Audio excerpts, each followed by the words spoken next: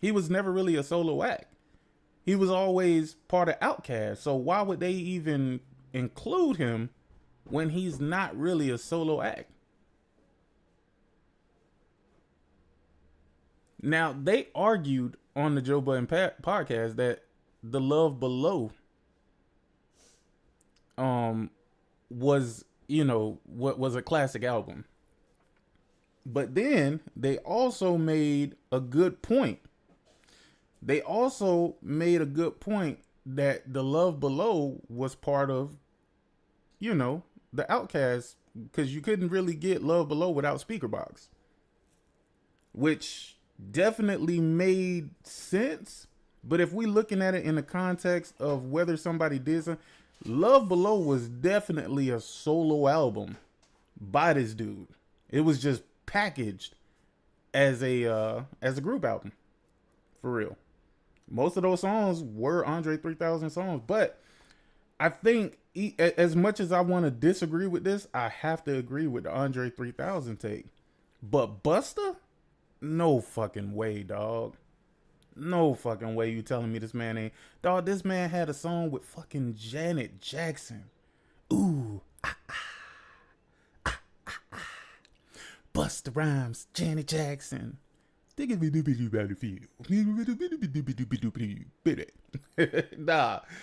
but even that. Give me some the shit with give me some more on it, bro. Like, dog, come on, man. Like, nah. You are not gonna put Busta Rhymes or Ludacris in that fucking conversation for real. Ludacris has several classic albums. I would definitely say Chicken and Beer. What was the other one? Word of Mouth? Was it Word of Mouth? Or am I forgetting that? Yeah. Word of Mouth. Yeah, y'all got this man fucked all the way up, bruh. Y'all got this man fucked all the way up, dog. I can't even believe they said some of the shit that they said about Luda, bro. Like, come on, man. Like, there's so many fucking rappers out there that y'all could be talking about, but Luda ain't one. Luda is not one, bruh.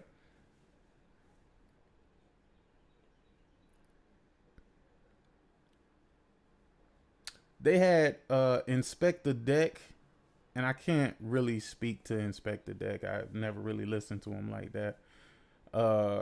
Couldn't really speak about Black Thought either. And I am gonna tell y'all something, and this is going to be shit, watermelon, chicken, and beer, nigga. Like, the fuck we talking about? Anyway, it don't even matter. I think they got Fabulous fucked all the way up too. Let me explain to you why they got Fabulous fucked up. And I want y'all to really think about this. I want y'all to think about this for a second. Like, think about it hard. Just a little bit. Think about it hard. This nigga, Impact, was so crazy, he had niggas really spelling Fabulous wrong.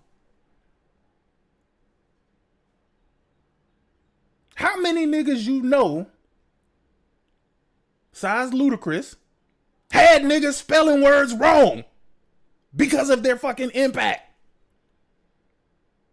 Fabulous. Baby, can't you think of power in your superwoman? No, only human. Man, y'all got, man, listen here, bro.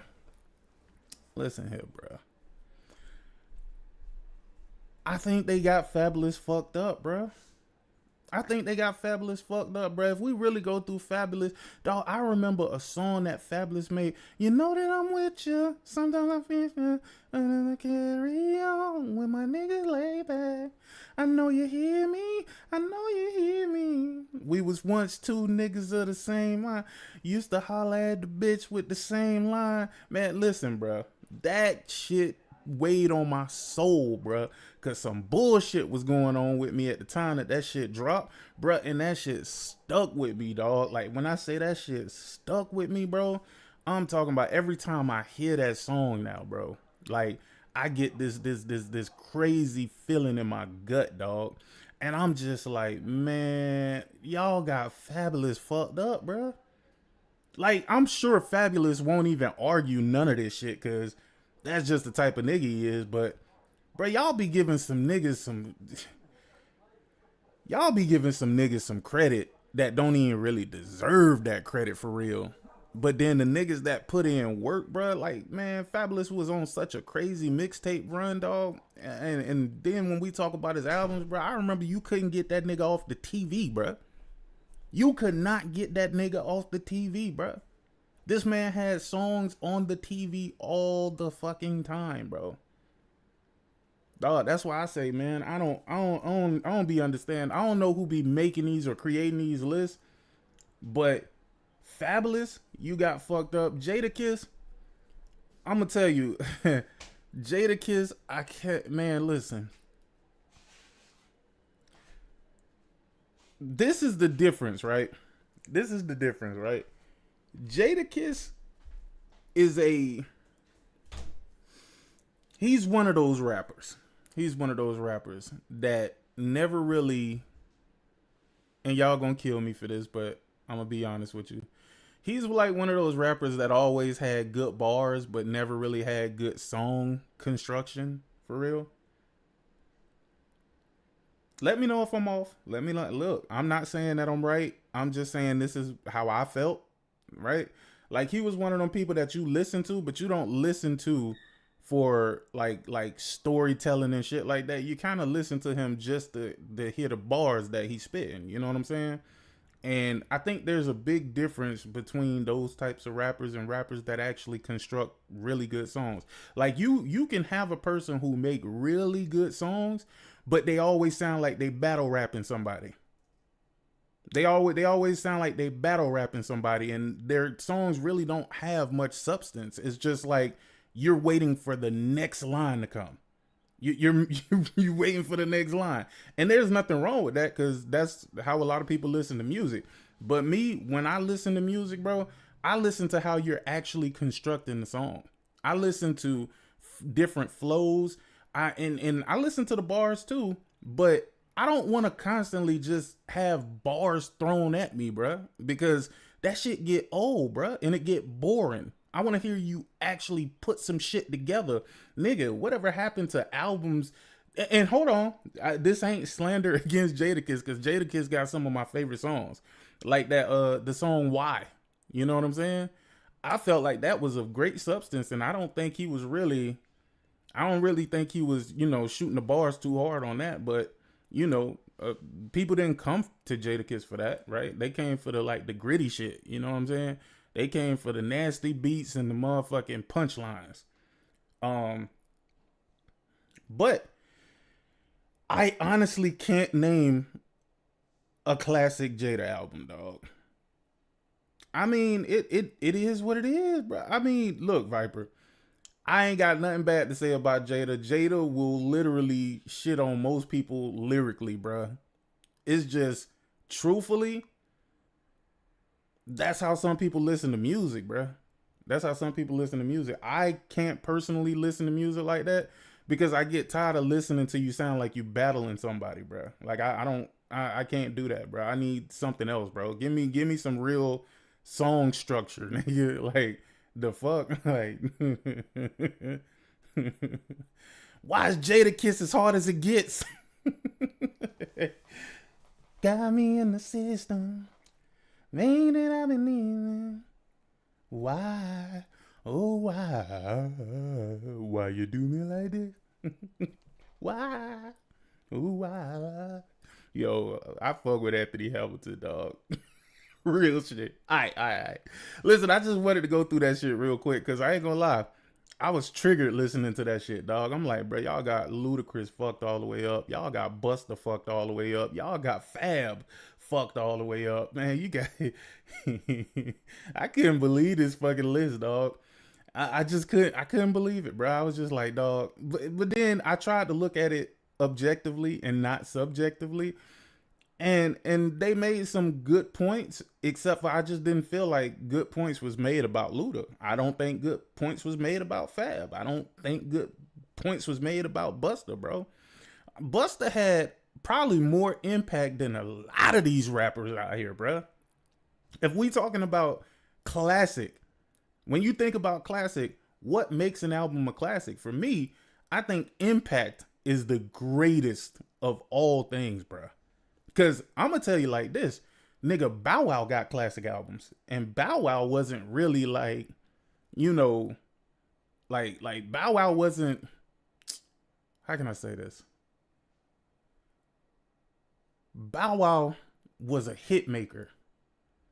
He was a hit maker. Whoever, and I think it was JD that was behind Bow Wow, like, and the brat that was writing for him. Like, cause I remember, boy, I was stuck on that. All my people, bounce with me, bounce with me. Everybody got a club, bounce with me.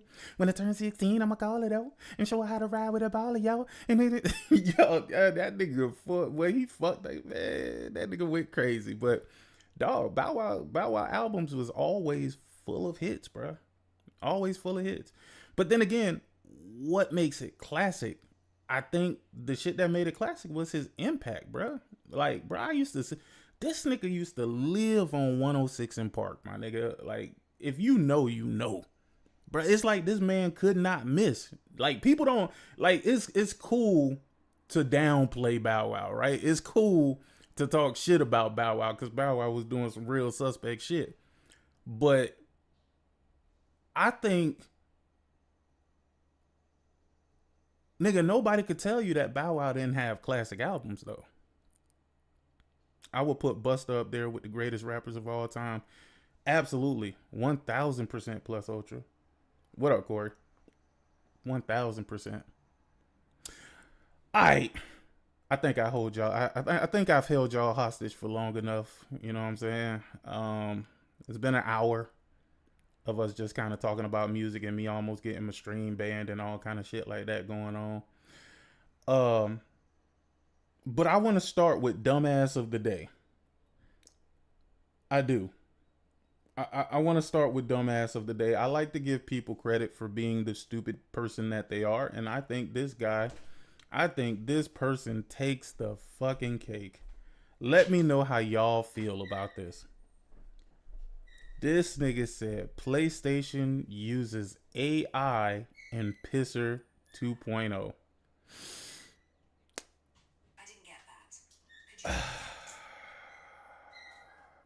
You cannot make this up. Shout out to XXX Cope Sanity. He says Bow Wow lived on 106 in Park to later becoming the host. Facts. He was Mr. 106 in Park. I like to give people the credit for the stupid shit that they say, and this unserious ass nigga right here, Xbox Serious, do you realize he wrote this?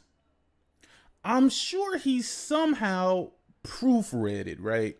He proofread this. He proofread this. And then he posted this as if this was a gotcha. Shout out to my man Viper Reeves Court. Appreciate the super chat. He say Busta went from wild rapping from leaders of the new school to smooth, quick with it. If you really want to party with me, to fast rap, to Jamaican accent, to slow jamming. Very versatile and had a masterful album in each style. Yes, and we cannot forget Spliff Star, my nigga. Wasn't that the nigga that was always with him? Like his hype man? Spliff Star? Yeah. Yeah. Nigga. Yeah. Doom, doom, doom, doom, doom, doom, doom, doom, doom. This is definitely dumbass, super dumbass of the day. For sure, Corey. This guy sounds incredibly stupid, and I don't think he actually understands why he sounds so fucking stupid. I don't think he knows. I'm starting to truly believe that a lot of people with mental deficiencies go on Twitter and this is where it becomes a home for them, because they're kind of safe in a sense from scrutiny a little bit. I mean, don't get me wrong, people scrutinize them, but it's not really to their face. It's just kind of, you know, over the internet and shit like that. This is such a dumb instance that my mind, if you ever seen that meme where there's an explosion overlaid over a guy with his hands like poof, that's kind of how this feels in totality. Again, I cannot believe that not only did he write this out, it took him some time to screenshot this, right? I'm sure he read it, but then I don't think he understands why he even posted this, because yes, there's an entire fucking chip dedicated to the AI portion for pisser, nigga. Like, the fuck? Yes, it's an ever changing, ever growing AI system. Like, the fuck? Listen, man. Once again, I don't really understand these dudes. I really don't get it. I really, really, really don't get it. And I would have to say that he is so stupid that the vast majority of the comments is like, yo, you're stupid, without telling him he's stupid. They're literally telling him he's stupid without telling him he's fucking stupid. They're just like trying to leave him hints, breadcrumbs of hints. Like, yeah, nigga, that's kind of how this upskilling shit is going right now, buddy. But he doesn't know. He's probably a part of the group that still thinks that the next Xbox is a console. Man. When you ask them, why do you think the next Xbox is a console? They say, because it will be able to play console games. And then I said, what console games will it be able to play? It will be able to play GTA 6. And I said, huh, okay, it'll be able to play GTA 6. Will it be able to play GTA 6 similar to the way the Xbox Series was able to play Cyberpunk?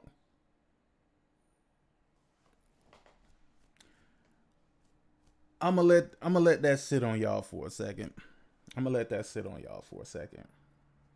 Keep in mind, it's no difference from the way PlayStation was able to play Cyberpunk at first too.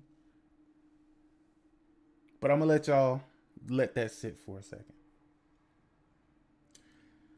I want y'all to understand and know that every Xbox game comes to PC. There is not a single game that doesn't come to PC. They've already made that switch. That switch has been flipped for a very long time, but hold on. It gets better. So, from what I gather, people are like, oh, it'll be able to play the Xbox Series version of GTA 6. I said, oh, so it's just going to be able to emulate the Series console.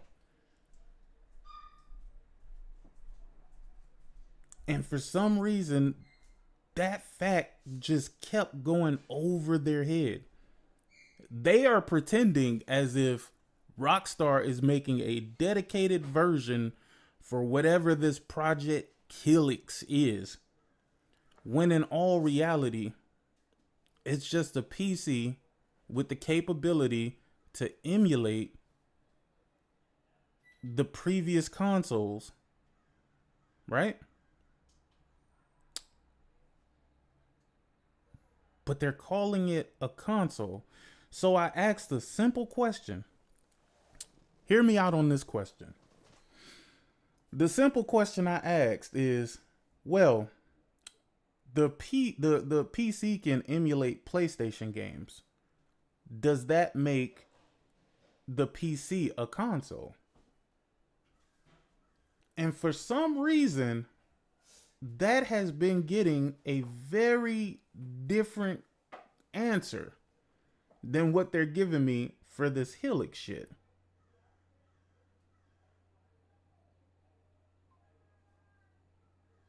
So a PC isn't considered a console if it can emulate PlayStation games, but this PC that's able to emulate Xbox Series content is considered a console.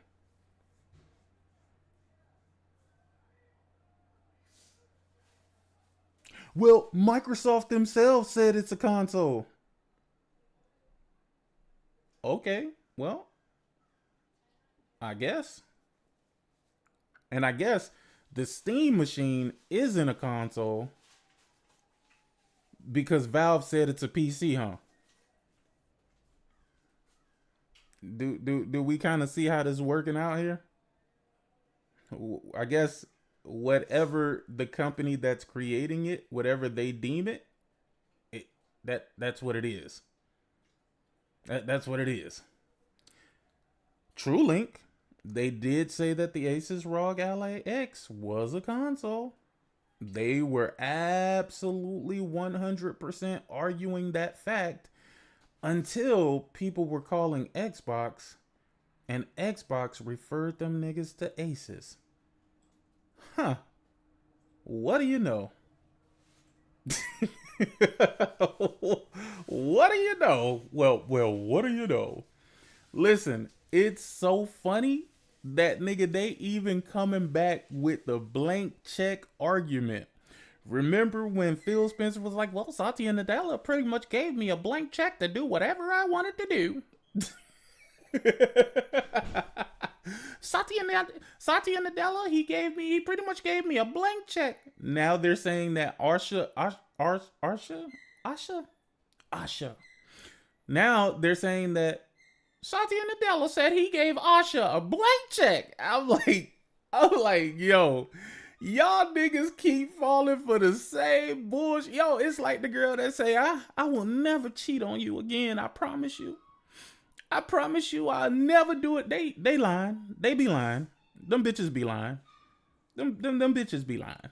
They be lying, dog. I will never cheat on you again. That. Yo, they spent the last 2 generations parroting whatever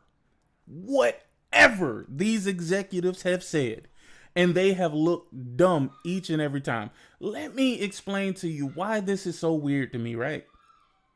Why is it that the smart individuals who know all about the financials of companies, who know all about acquisitions and mergers, who know all of this shit about fiscal responsibility. Listen, man, I am going to give these guys the credit that they want. I am going to say that they are the smartest individuals ever, and they know all about the business models of these companies. And then I will turn around and I will tell you that somehow they cannot understand this one fact.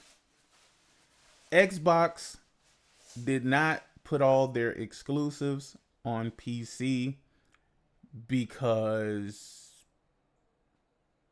they were just being nice. They were just being nice. They were just, clearly they were just being nice, right?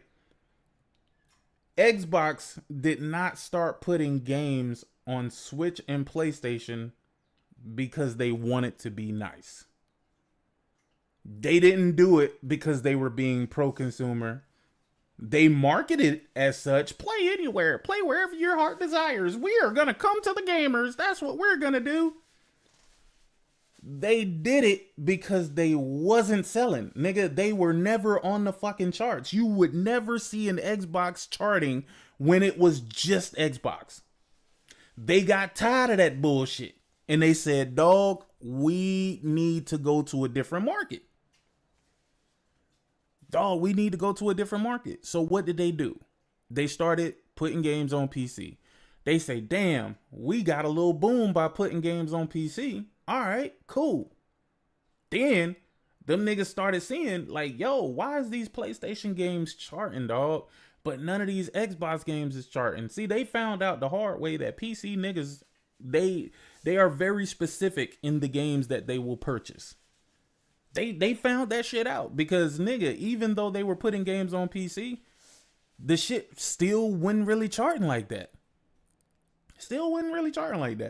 So before they made the drastic move to put games on PlayStation, they decided we need some time. We need to buy ourselves some time because right now shit ain't looking good.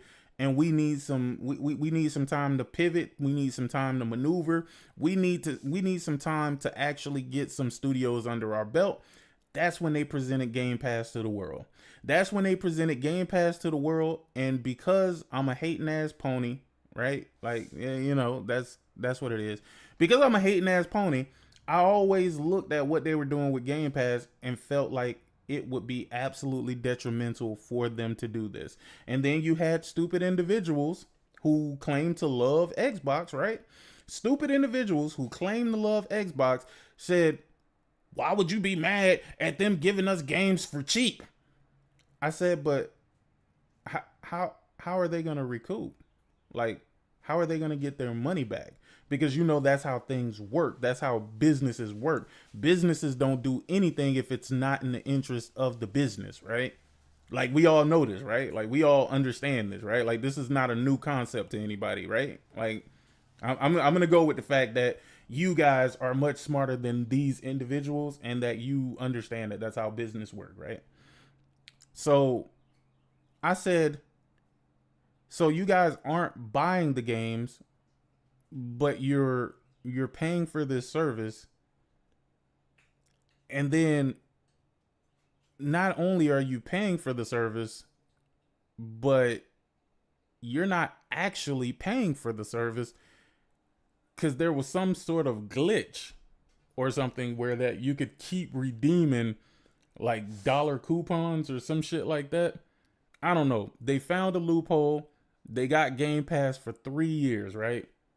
They found somehow I don't know what it was specifically because I didn't personally do it, but there was people like, yo, you can stack this shit for $1 for 3 years or some shit like that. That's what they were saying.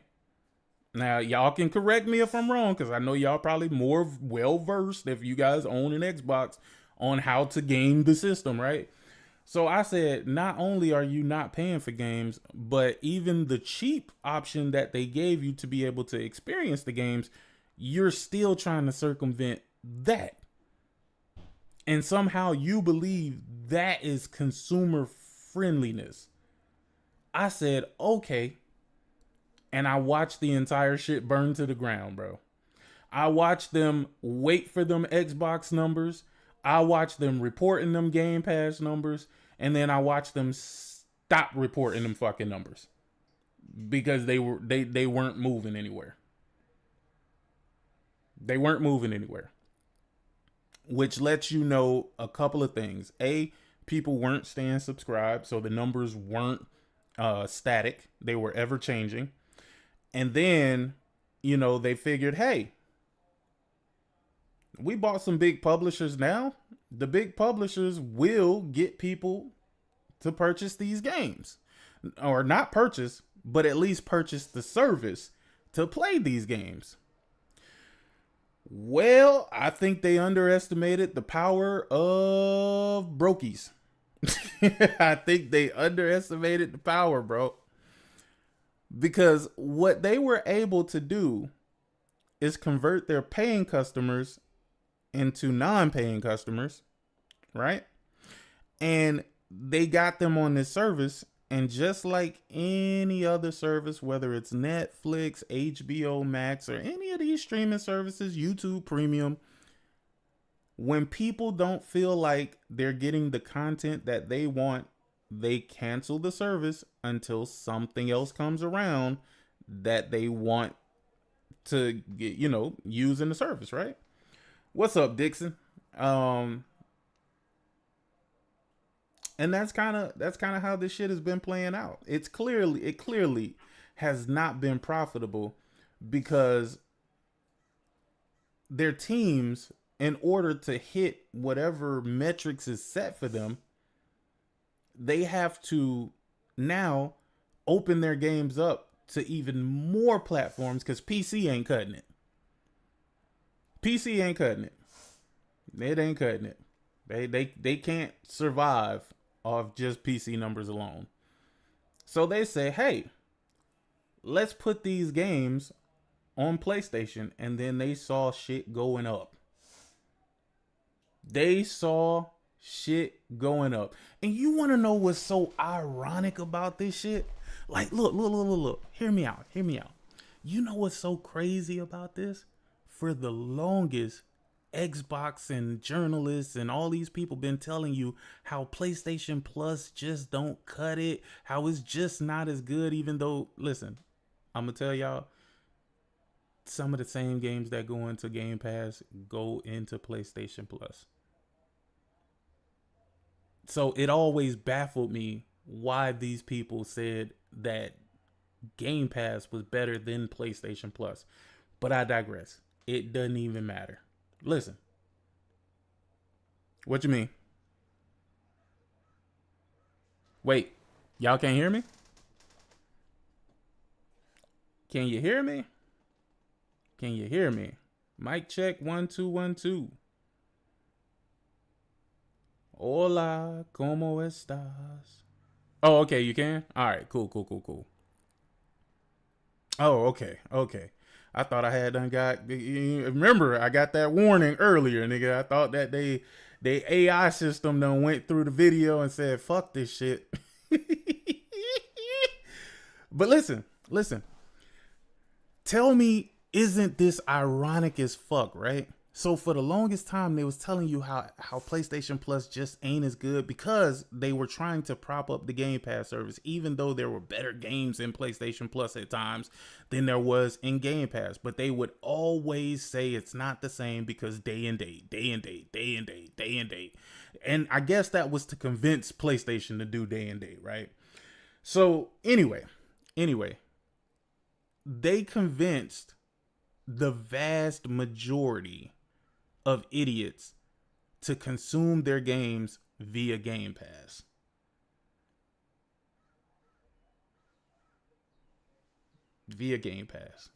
So they didn't bring in new people. They just converted the old people to being motherfuckers that do not purchase games. Which in turn, when Microsoft decided to pivot because they wasn't seeing the returns that they wanted, right? I'm not going to say that they weren't making any money from Game Pass. It just wasn't enough to sustain all of these fucking newly bought fucking studios and shit, right? It just wasn't enough for that. And it wasn't enough, after they got to pay people who do put their content into Game Pass, you know what I'm saying? They might have just been breaking even or whatever. But whatever. Neither here nor there. So PlayStation gamers have always been under the guise of, hey, I'm going to buy whatever it is that I want to play. So Microsoft says, hey, let's put some games over here. And shit went up. They started seeing numbers that they ain't never seen before, nigga. They was bragging about being the number one publisher on PlayStation, nigga. They are bragging about being the top software seller on PlayStation.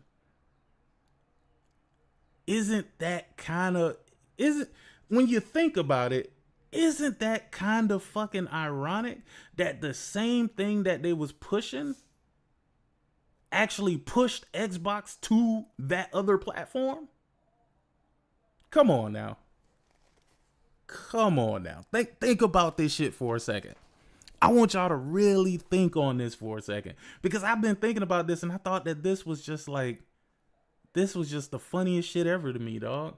It was the funniest shit ever as it came to me. And as I thought about it, The reason why y'all complaining about Xbox now is because there's no Xbox exclusives.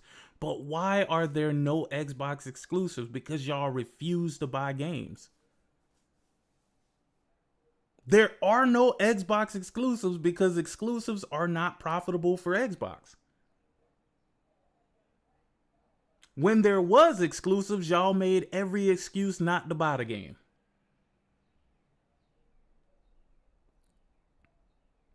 I just feel like this is just holy. It's great. It's great. So Xbox started seeing the numbers that are pushing on PlayStation. They started seeing what they could actually be making if people bought games. And yet, here's what the idiots over at, I'm not going to say over at Xbox, but the idiots who prefer the Xbox platform, here's what they're telling them. The idiots at Xbox are saying, and they're crying too. Listen, they're crying too. So this is the funniest fucking part about this, is that they want exclusives so bad, especially since the rumors came out that PlayStation is pulling back on single player games. Oh, they really crying. Asha, please, Asha, don't do the Xbox community like this. Bring back exclusives. Bring back exclusives. Now, they don't want real exclusives. They don't even care if it's on like the Nintendo Switch. They just don't want it to be on PlayStation. That's what I've ascertained from these complaints. They just want Xbox to pull the games off PlayStation. They don't care where else it is. They just don't want it to be on PlayStation. But I'm asking the Xbox community, because you know I love the Xbox community, as Craig would say, the community. Who's gonna buy these games? Who's gonna buy these games? Cause listen, I'll tell you right now, the midnight what is it called? Midnight shit, what the hell is that game called? It's the one that's going to PlayStation on like the 31st or something like that, with the little black girl in it. I'm gonna buy that. South of Midnight. There you go. South of Midnight. I'm gonna buy that. I'm gonna go ahead and pre-order that. I'm gonna buy that. Yeah, something y'all didn't do. Something y'all didn't do. That game came out, didn't chart. Y'all didn't talk about it. It didn't make any waves. It didn't make any waves. But you want them to go back to exclusives. Now listen, I'm not against it. So don't let my rhetoric that I'm telling y'all right now, don't let that get it twisted. I'm all for every platform having exclusives. I am for every last one of them having exclusives. I am one who, I believe that the industry is better with exclusives. I think it's better when you give people different reasons to purchase different platforms. All of this kumbaya shit that's going on, man, you can suck my hairy balls. That's what you can do. You can lick my hairy balls. But if we're going to be realistic, what would they gain? And I'm only specifically talking about Xbox. What would Xbox gain by making their games exclusive to a group of people that they've pretty much said, hey, play on Game Pass? Like, literally, this has been their rhetoric for the last, what? Almost 10 years now? Almost 10 years. It has been almost 10 fucking years. And they told y'all to not purchase games, how many of the people that they've told to not purchase games will all of a sudden purchase games? I see that Twitter account is a MAGA. That makes so much sense. Oh, I don't know. Maybe. He do got the American flag up there. Yo, that's crazy. That's crazy that seeing the American flag makes you believe that they are aligned with these weird ass, stupid ass niggas, man. That's crazy. But hey, he might be. I don't know.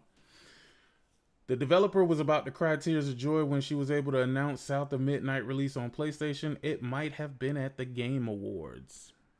Possibly. But I just think that it's funny that the same people who have been telling you that you're crazy for buying games, like this has been a real conversation. Oh, you stupid, you're playing. Oh, they call it the pay station. they called it the pay station. I know y'all remember hearing that. Nigga, they called it the pay station because people were buying games. Yeah, I mean, how stupid are you? You guys are fucking buying games. I ain't buy a game. They used to brag about how often they do not buy games. They bragged about how often they do not buy games. And now they're telling the same company that they didn't buy games from to make said games exclusive, I guess, for the internet wars. And listen, I'm not against exclusivity. I hope they take all of these games and make them shits exclusive. They give people a reason to buy this this $1,500 console that you're about to put out. If we are to go with the narrative that this is a console, this $1,500 console that you're about to buy. Now, let me ask y'all a question. For those who believe that the Project Helix is a console, I want to ask you one simple question.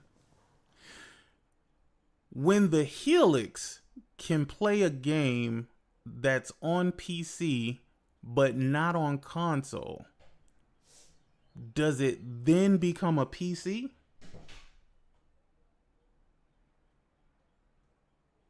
Does it then become a PC?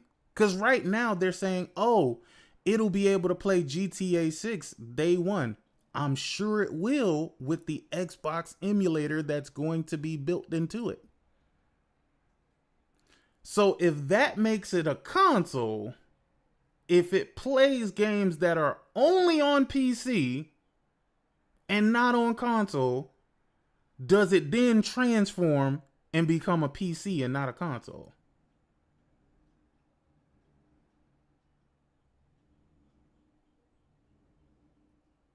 Hey, listen, I'm just trying to make sense of all of this. That's all I'm saying.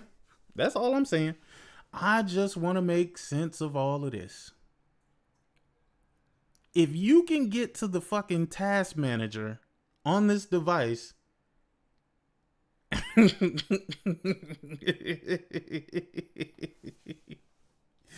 if you can get to the task manager on this device, does that mean it's a console? Or does that mean it's a PC?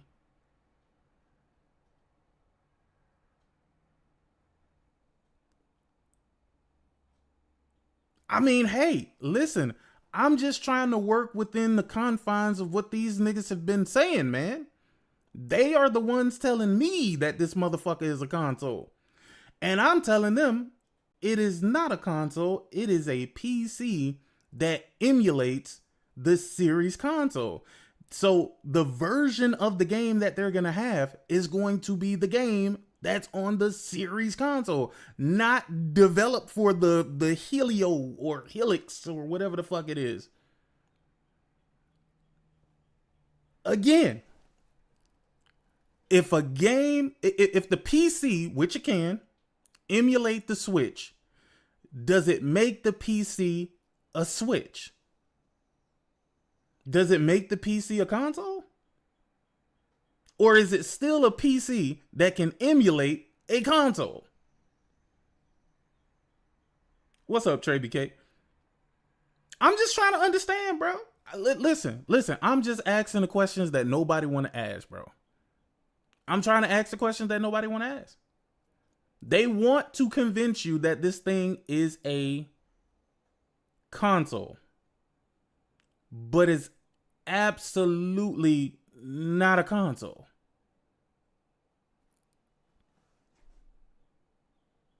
Hey, listen, that's a good question, Mario Heat. That is a good fucking question right there. If you can emulate Switch games on the Helix, is it a console? Now, if they're already calling it a console and it can do this,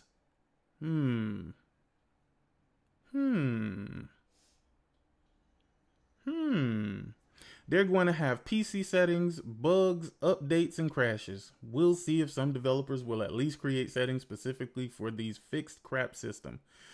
Yo, that is also the funniest shit ever to me, dog. I'm sorry. It is it is completely fucking funny to me to think about that. Like, you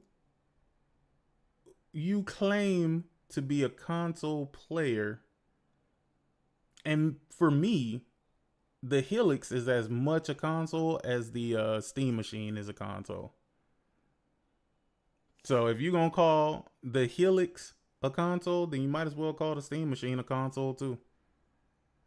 I mean, what's the difference? Say, remember in 2017, the PC could already run Switch 1 games before Switch even launched? Zelda is 4K videos all across YouTube. Yeah, I mean, apparently the PC is a console, though, my boy. It's a console. If this is a console, how is Steam running on it? How would the Epic how will the Epic Game Store be running on it? Also, is it going to be the Epic Game Store that is exclusively compatible with the Helix? Or is it going to be the Windows version of Epic Game Store and Steam Store? Oh no, they said that listen. The ROG Xbox Ally X was an Xbox for the longest. It was a console for the longest until they found out that it could not play the console games. A console literally means compromised computer, compressed personal computer you can hold. Hence why it's called a console. Since everything is an Xbox now. Hey, facts. Imagine trying to blur the lines and then trying to then straighten it out and say that, nah, well, that ain't really what it is. Like, I heard what you said, but that ain't really what it is. Same as the Helix is going to be. I mean, it is. Listen. The biggest thing for people to wonder about right now at this point, is that you're calling this a console because it will be able to emulate what a Series X could do, right? So you're going to be playing the Series X version of a game, not the Helix version of said game.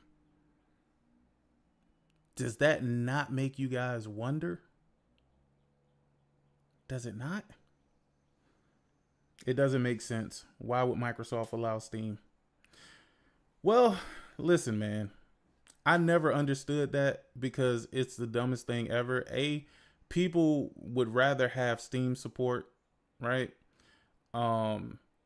Again, I guess people are saying that play anywhere or play everywhere. I guess that's a big factor to them. And then I thought to myself, I was like, since all Xbox games are already going to be on, man, listen, y'all don't even want to know what my thoughts is on that for real, because I'm going to tell you, it's not looking good for them. It's not looking good for the Xbox folks, man. And they have literally, with accuracy, they have converted the console gamers into PC gamers. And now they're tricking them into thinking that it's not a PC, but it is indeed a console, even though it's going to act and perform like a PC. and the funny part is I think they said they were gonna have some sort of interchangeable parts too. I said, yo, this is good. I honestly can't wait. I honestly can't wait for this thing to be introduced. And I honestly can't wait to laugh. Again, if you're gonna be, this is the way I've always thought about this, right? If you're gonna be a PC gamer, then you should want to be a PC gamer with the best of the best, right? Like, if you're going to get a PC and that PC is going to perform to the level of a console, then why in the fuck are you getting a PC? It just doesn't make any logical sense to me. I can't make sense of this shit. And I've been trying to make sense of it. I just can't make sense of it. Either you go full PC or you don't.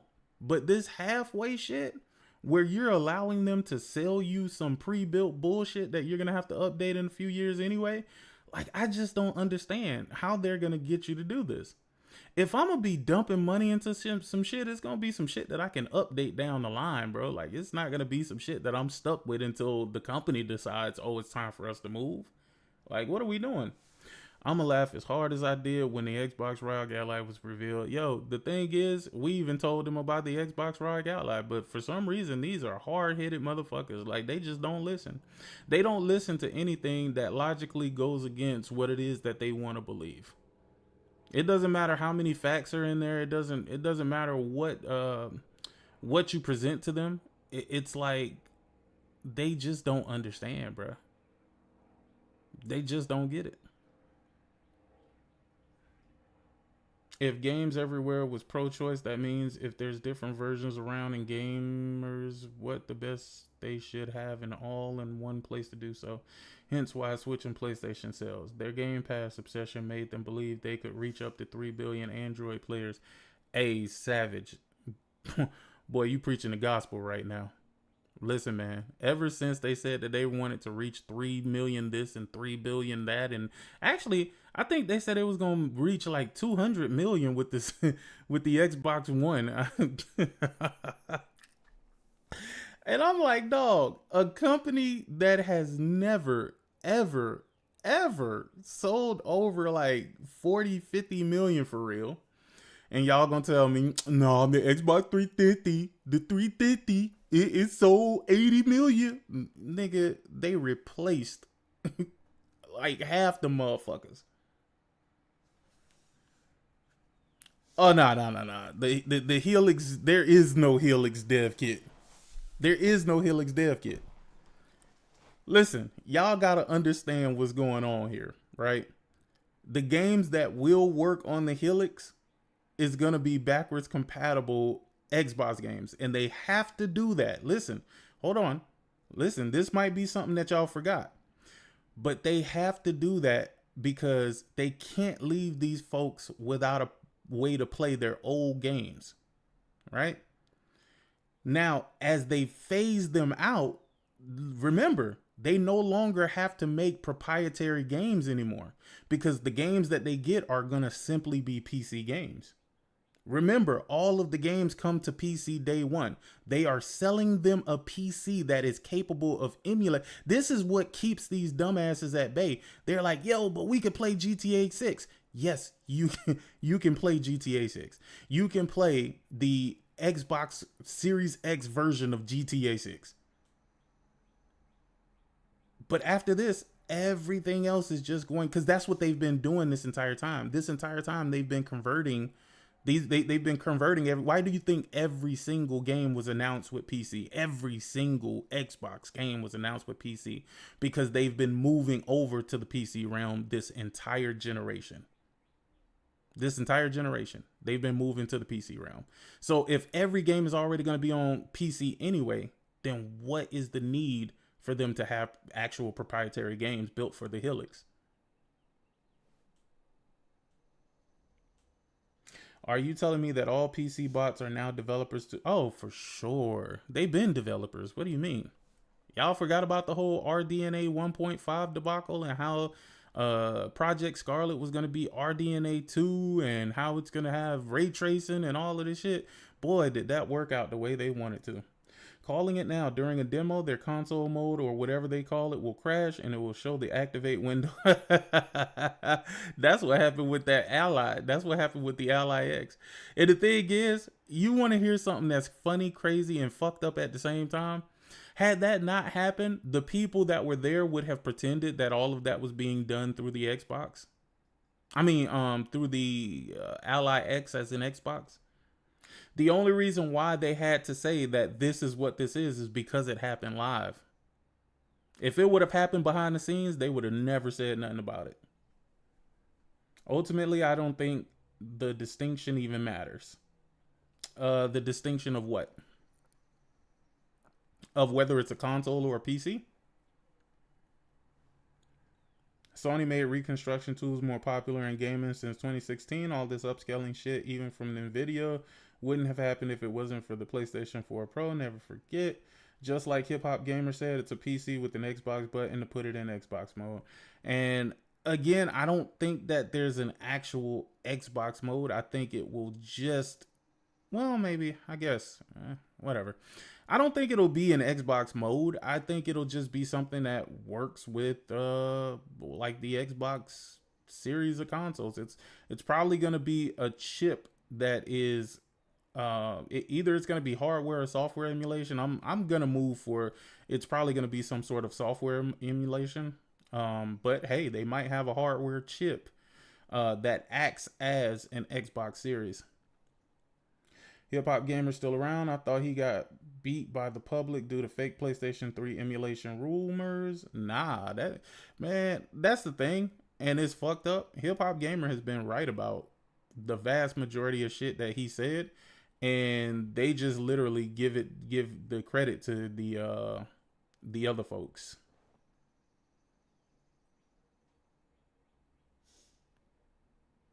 Yep. Shit that he said years ago that came true, that were absolutely 100% true. I'm talking about he said it word for word. Nigga, they gave other people credit for that shit, and I was just like, bro, that's crazy. One thing I've noticed about when Xbox, their chip size diameters are leaked, it's always 100% true, for sure.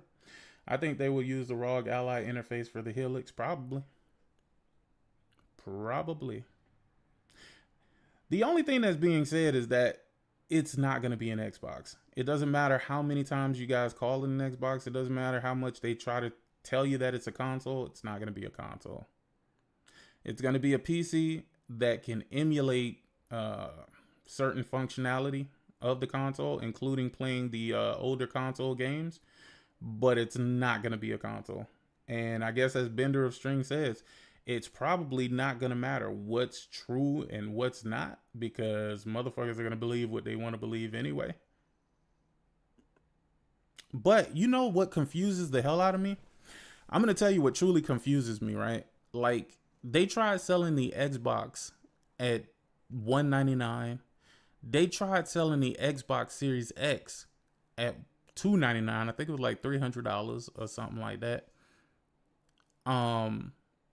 And I'm talking about they had sale after sale after sale after sale, and they couldn't sell these consoles for $200 to $300. But somehow, some way,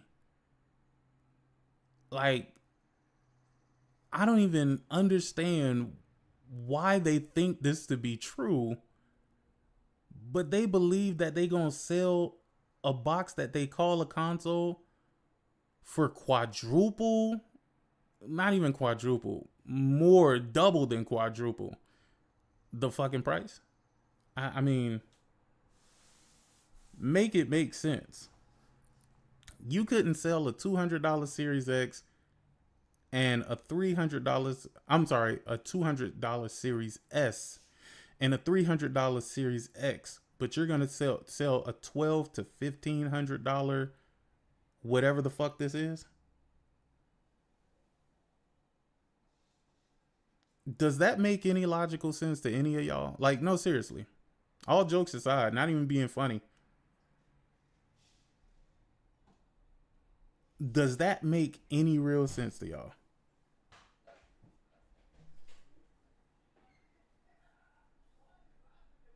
I believe that rumor they already had a budget for the next Xbox and couldn't back out. Oh, you can always back out. You can always back out. Trust me, they've showed you that you can always back out. But explain to me, good people of the internet, how one cannot sell a product under $500, but y'all think that they gonna sell something that's 2 to 3 times more than that.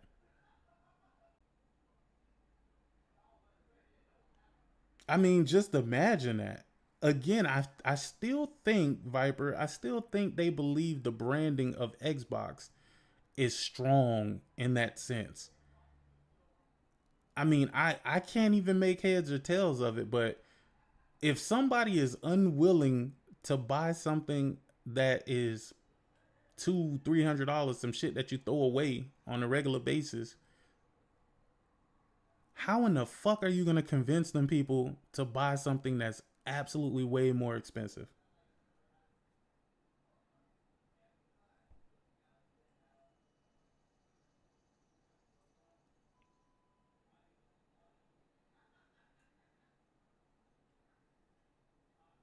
I mean, you don't get it. They aren't going to sell Project Hill. It's a hoax. That is why Sarah Bond left.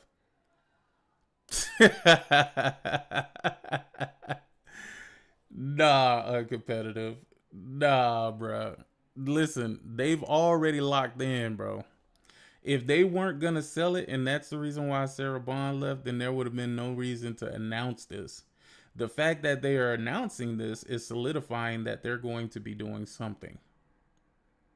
Do you think Series X2, aka Project Helix, will be a failure and last hurrah console for Microsoft? Jenna, honestly, I don't even believe this is a console. The fact that I don't think it's a console, it's already the last hurrah. It's already the last hurrah.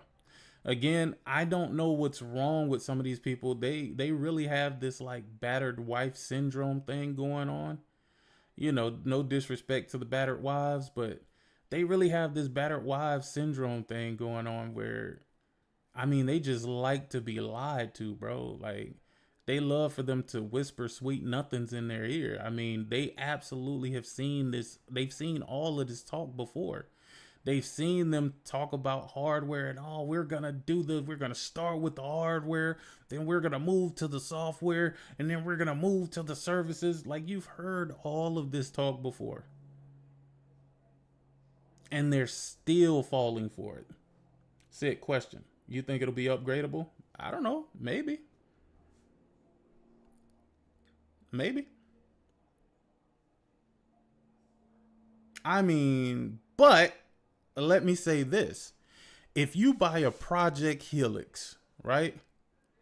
And let's just say the Project Helix come with the with a 5070 Ti or something in it, right? And you can put a 5090 or something else above in it. Do you still think it's a console? I mean, it's going to be AMD based, so I guess like a, I don't know. I don't know what the new AMD cards are or what they're going to be or what it will or will not be. I don't fucking know. But if you can take an off the shelf card and plug it into that device is not a console. Shout out to Boy Country. He says, what financial benefit will Steam on Xbox provide? I think it's idiotic gamers thinking that way. Also, Steam is releasing their own console. But Steam, I mean, we can call the Xbox Project Helix a console because that's what they call it. But Steam calls their Steam machine a PC. They call it what it is. Oh man. Phil was going to announce his retirement at the 25th anniversary of Xbox and introduce Sarah as his replacement, and she was going to announce the specs of Project Helix. Maybe. That didn't happen.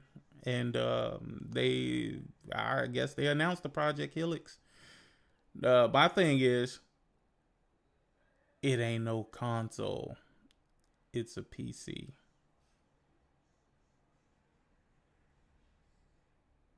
This is true, actually. There's court documents to prove it. There's court documents to prove what?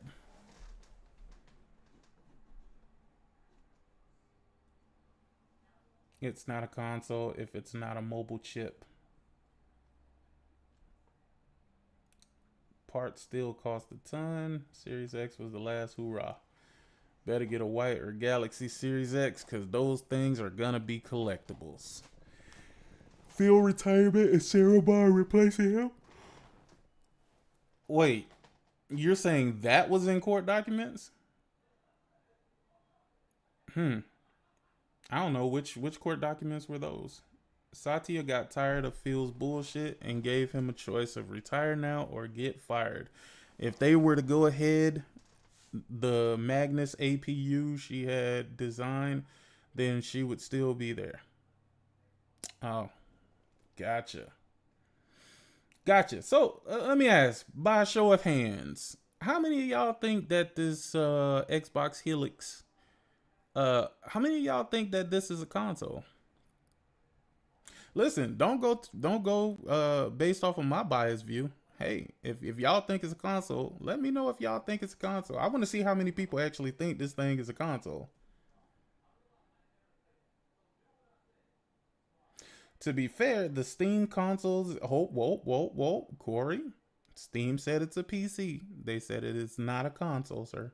It's not upgradable, so it's more of a console than Steam is willing to admit. Well, from what they told us, we have to go by what the publisher or the manufacturer of said device said. I think it's a PC branded with the Xbox name. Well, it doesn't exist, but it is a PC like the Steam machine. I've got my eye on it, but we will see.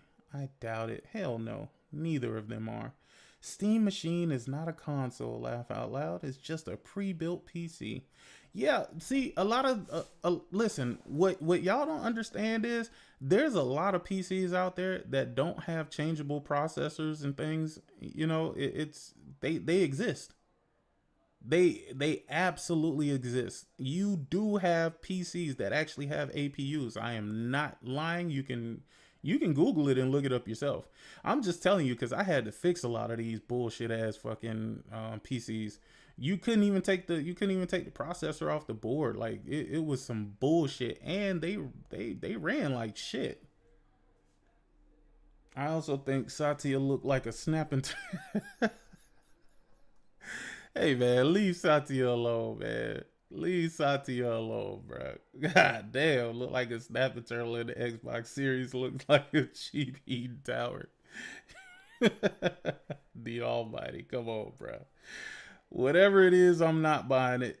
It's a pre-built PC with the living room as the target. That's it. Yeah, that's. Listen, I don't know why they won't just tell the truth about it. I don't know what they think they're gonna lose or gain. They do need to understand that these idiot Xbots, they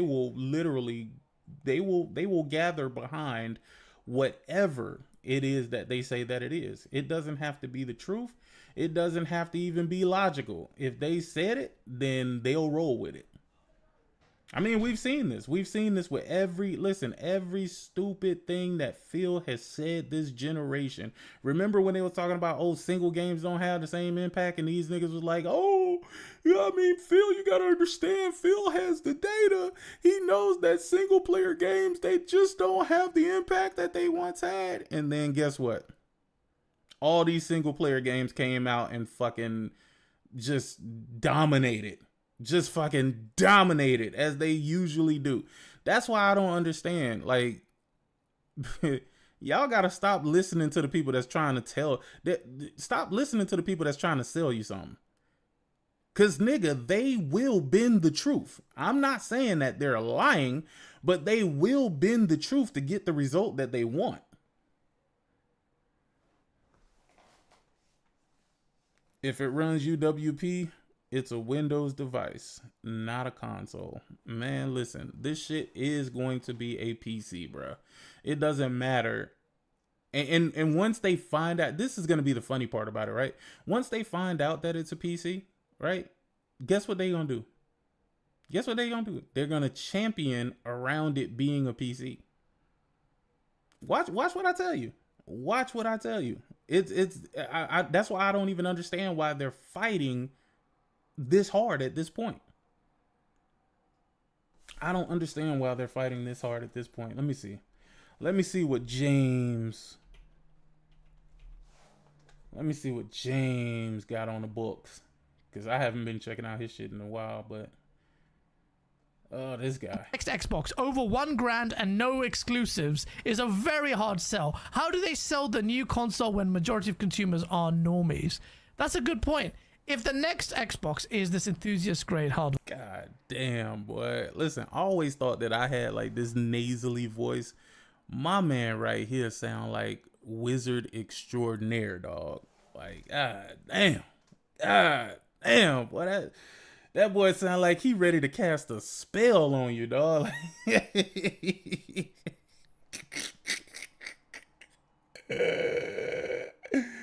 Oh, and every time I see him, it look like his nose getting longer, bro. Like he is on Pinocchio time for real, dog. Like his nose keep growing because he keep lying, but it is what it is, man. And it has no exclusives. What is it? What's the point? Xbox considers PlayStation, remember that, its primary audience, because they're still selling full price to the normies, because the normies are there. They're on PlayStation. They lost almost $1 billion in the last 2 cards alone. Yeah. I just don't. If GTA 6 can only be played on consoles and not be played on PC, that should be a clear indication of what the device is. Just be happy for gaming. All right, J Mac. Glad you said it, sir. Appreciate it. All right, so listen. Hey, J Mac, let me ask you a question. You can play Bloodborne on PC. Bloodborne is a console-only game. Does that now make your PC a console? I'm just working simply off the logic that you just gave me. So let's talk about it. Also, the Project Helix, the only way it's playing GTA 6 is if it emulates a Series X and some sort of like backwards compatibility structure or whatnot. If the game that you play, GTA 6 on Project Helix, if it's the same game that's running on the Xbox Series console,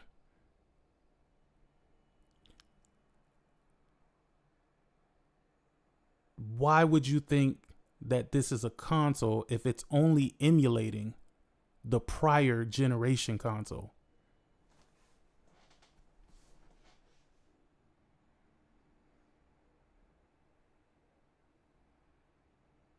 Where you at, J-Mac?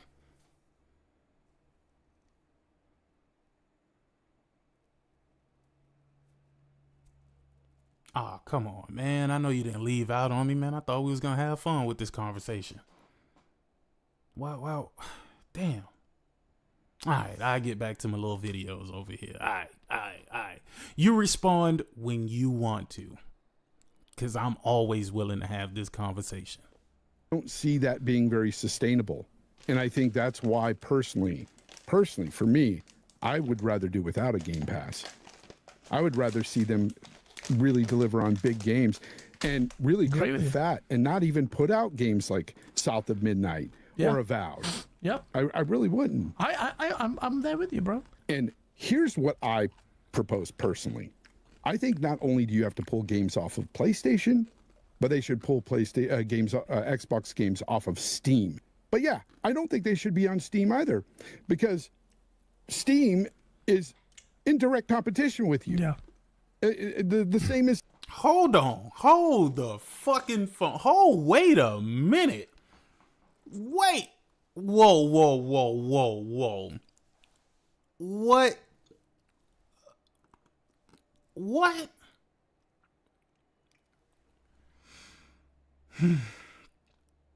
Boy, how did we get here? Have we gone back through the fucking Matrix, man? Have we ended up on the other side of the Hadron Collider or whatever the fuck that shit called? Like, let me understand this. You thought PlayStation should put their games on Steam because Steam wasn't any competition. Yet now you think that Xbox should pull their games from Steam because Steam is in direct competition. What? Wait the what?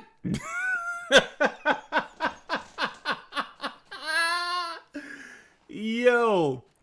Hey, at least they want Xbox to be great again, man. And then I ask myself, the same way I ask about that question. When was Xbox great? Because I think y'all have a skewed view of Xbox's actual history. But I digress. That's a conversation for another day. Sony is. Oh, this is great. This is great.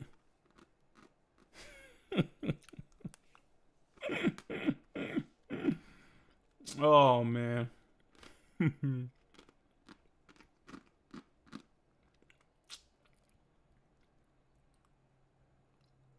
Oh, no way. Nah. The Xbox Project Helix reportedly won't be a traditional console. No fucking way. No way. But a Windows-based set-top box that will only emulate a console experience. No, you don't say. You don't say. I promise you, on everything I love, this is my first time seeing this post by WCCF Tech. But of course, it's gonna be a fucking PC. Like, come on, man. Come on. Come on. Oh, boy. It's never about games. Our protagonist versus theirs. That's crazy. Sneaker SO. You know what's so funny? I'm going to tell you what's so funny about this, right? These guys believe everything that these leakers say until it's something about the platform that they desire. Then all of a sudden, they think that the leakers are liars. As many others have said, there's simply no way to put the genie back in the bottle. Surely they can afford to make some timed exclusives at least when they launch the next console. The problem is we're thinking about this as if it's a next console and console generation. It's not. This is basically a PC that uses Windows full screen experience. Oh my God. I promise you guys, before coming on this stream, I did not see any of these posts. I swear on my life, I didn't see any of these posts. But these posts are saying exactly what the fuck I've been thinking. Because this is the only thing that makes any logical sense.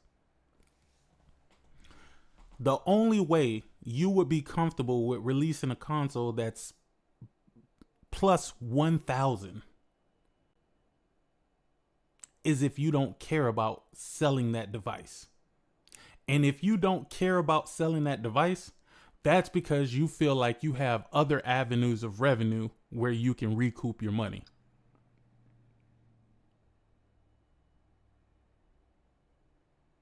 Make sense or nah? El Rahim. Wagwan. Wagwan, my youth.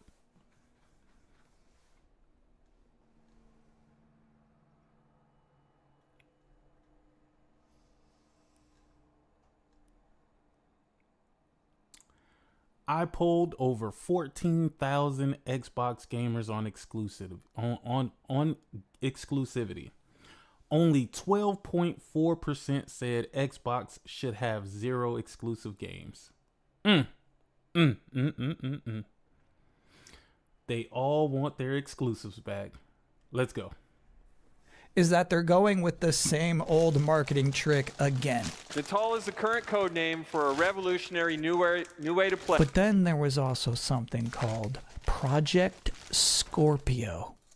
See, back in 2016, when it was pretty clear that the Xbox One was not going to compete with the PlayStation 4, hope was renewed with the announcement of Project Scorpio. If you were worried about the future of Xbox, you had to stop immediately because Microsoft listened. This product that we're announcing today is absolutely the culmination of all of your feedback. This console is 100% for you guys. It's doing this thing where it is almost reverentially using these clips of Phil Spencer, who is just talking, trying to make this more like an event, like it's a big deal. This is serious. 2 years ago when we started on this journey, you told us you wanted power. It was already time for the reveal of a new project, Project Scarlet. And yeah, they said, let's just do that same thing we did 3 years ago. This is the most immersive console experience ever.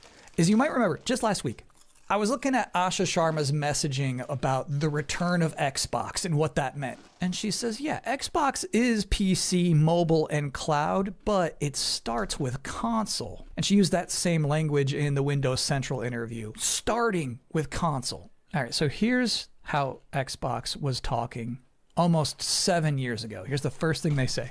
When we think about the future of gaming, it's not just PC, it's not just console, it's not just mobile. It's really all of the above.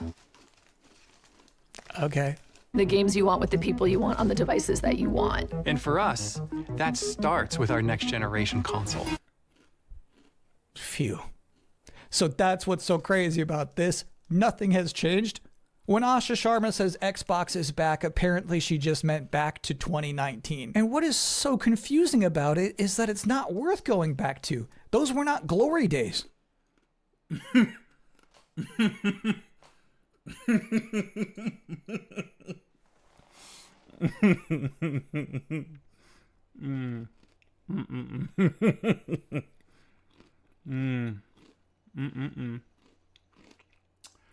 Oh boy. This is, oh my God. This is hilarious. Isn't going to be releasing any of their exclusives on other platforms. But if Sony's going to play that game, why shouldn't Xbox? Because money, nigga. I don't understand why they don't understand. It's because money. If they could sell their games and only be on Xbox, they would. You wouldn't have to ask them to do this. PlayStation didn't have a problem selling games on PlayStation until they put games on PC. Those are the facts. Microsoft has the totally opposite issue. They couldn't sell any games on their console, so they moved to PC.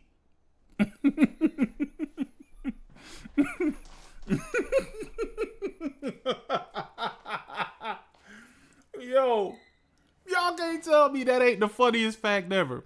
PlayStation literally had 0 issues selling their exclusives on the PlayStation platform until they started putting their single player games on PC.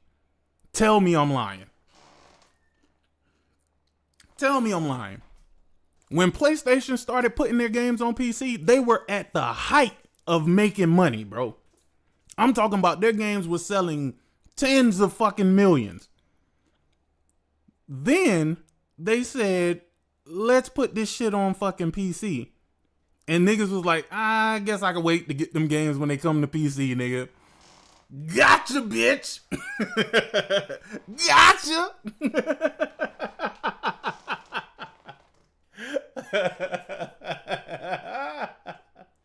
Oh my God, bro. Listen, man. This is so funny. Again, they still believe that PlayStation and Xbox is in the same position. They really believe that. They really believe that Microsoft is just doing PlayStation a favor by putting games on the PlayStation. Boy, this is crazy, bro. Them niggas need to learn to read the room. What up, Monte? PlayStation isn't going to be releasing any of their exclusives on other platforms. But if Sony's going to play that game, why shouldn't Xbox? If PlayStation isn't going to be releasing any of their exclusives, Arrow is gone. Now, I do understand that their bosses are still the same. But maybe they convince their bosses, yo, we got to do different shit.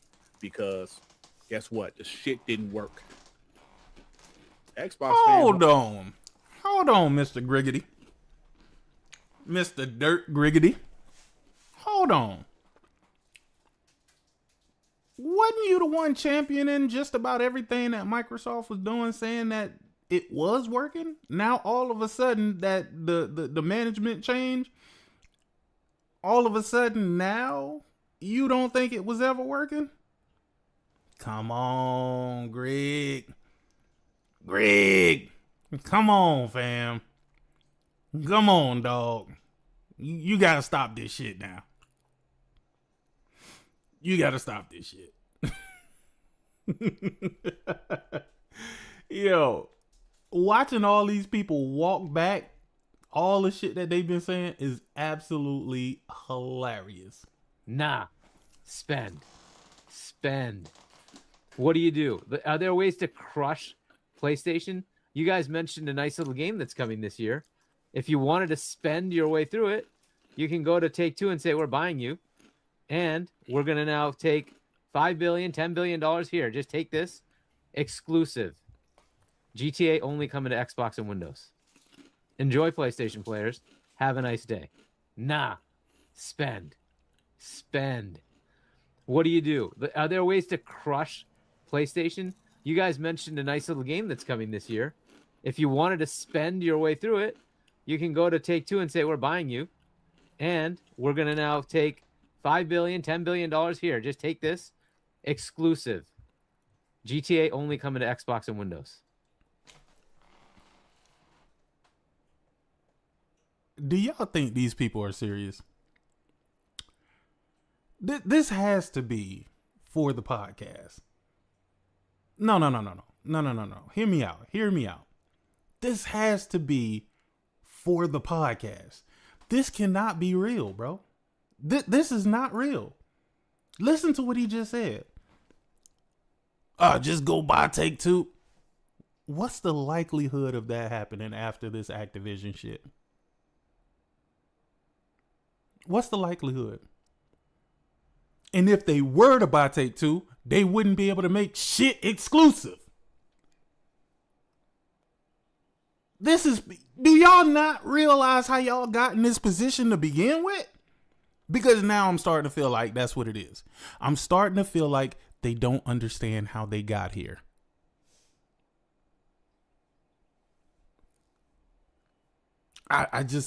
This is crazy.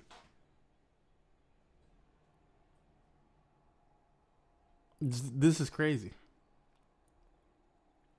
I will not believe that they are this stupid.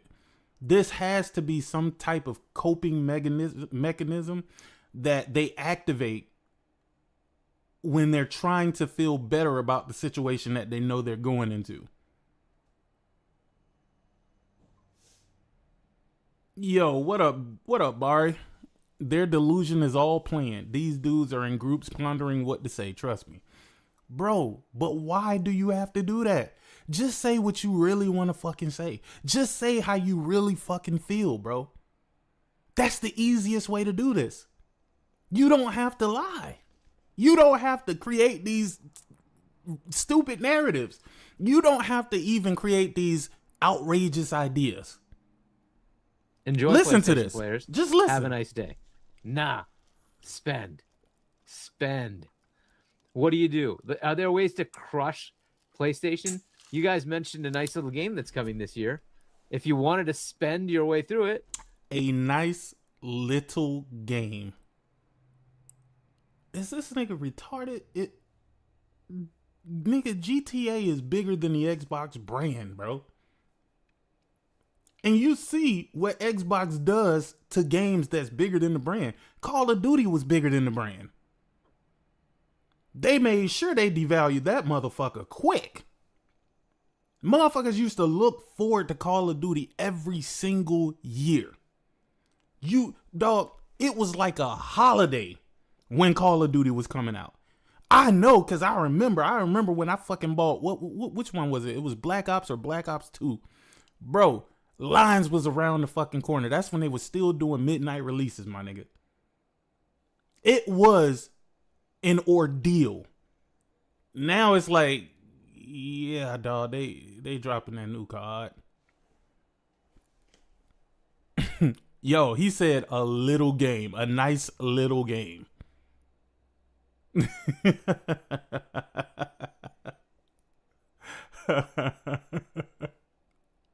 Yo, this shit crazy, bro. You can't even make this up, though. Shit once again. Instead, Xbox gets jack shit once again. Yo, that's crazy. Oh, boy. That means the most to me. Xbox buying WB Games. Now, we're going to get into the topic that means the most to me. Xbox buying WB Games. Now, we're going to get into the topic that means the most to me. Xbox buying WB Games.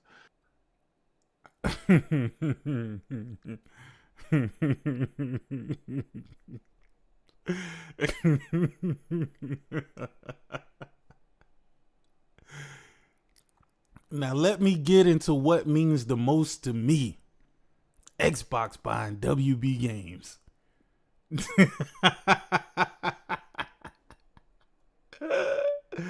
Yo, get the fuck out of here. Stop. Just fucking stop, my nigga. Like, this is not fair. It's not funny. It's just stupid at this point. You want, okay, let's play this game. Let's play this game. Because J-Mac didn't want to play with me. So let's play this game. Xbox buys WB Games. What's next?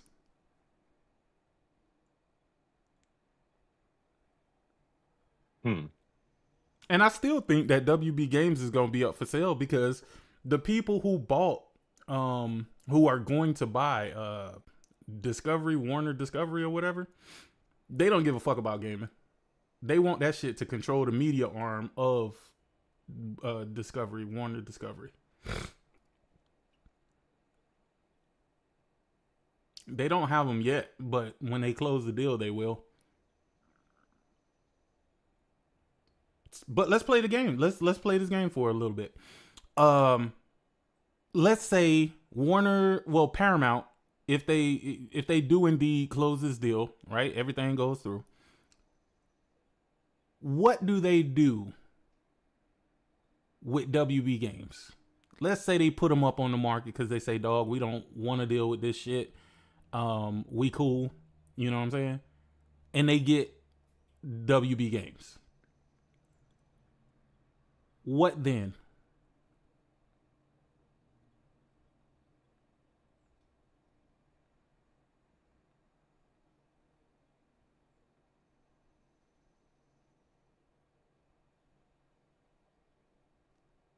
Yeah, let's say they do sell them off. Then what? Let's say they sell them off and then let's say Microsoft buys them. What's the next move?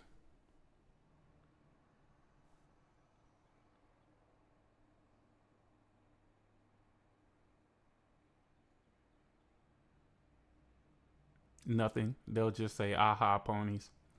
Strange that Xbox still think the answer to their problems is Microsoft buying more studios. That's like a game development making a bad game, and they think the answer to fixing it is adding more levels. They'll milk Batman. No, they won't, because they would have to pay for the license for Batman. You buying the gaming arm doesn't give you rights to the licenses.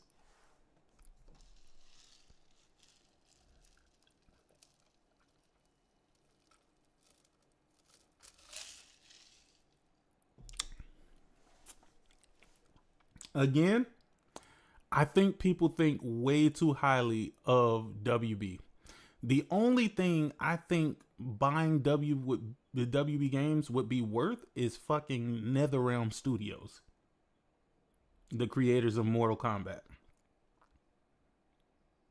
Every other game that they've made has been some licensed IP, like Harry Potter, Batman. What was that other game? That game with them people who be out in the fucking wastelands? Mad Max. So what do y'all think? Lord of the Rings, all licensed IP, bruh. All licensed IP. Let me tell you, I was one of them people that was like, damn, maybe PlayStation should pick up WB, but I thought only, honestly, for NetherRealms. That I only thought them picking up would be for NetherRealms. Now I don't want PlayStation to pick up nobody, dog. I need PlayStation to get their affairs in order, my nigga. Like, that's what I need them to do. I need them to get back on track and get back to what makes sense before they think about acquiring anybody, bro. Don't acquire nobody until you figure out, you know, what the actual plan is beyond one game failing and you shutting the fucking studio down.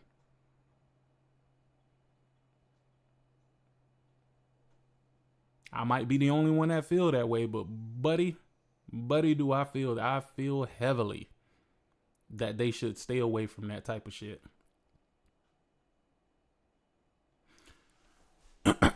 So yeah, that would be a bad buy. That would be a truly bad buy.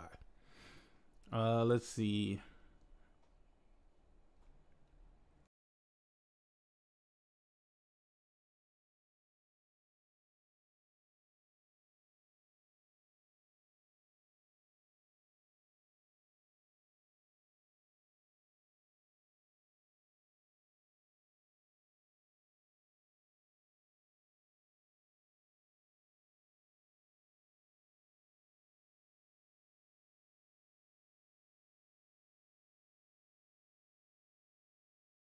Oh my God. Insomniac doesn't miss. Yo, you want me to tell you what his face looked like? His face looked like only on PlayStation? Wait, so it's not coming to Xbox? It won't be on PC? Fake smile activated. Fake excitement activated. No, they don't. Yo, Oh my God. Guys, let's fucking go.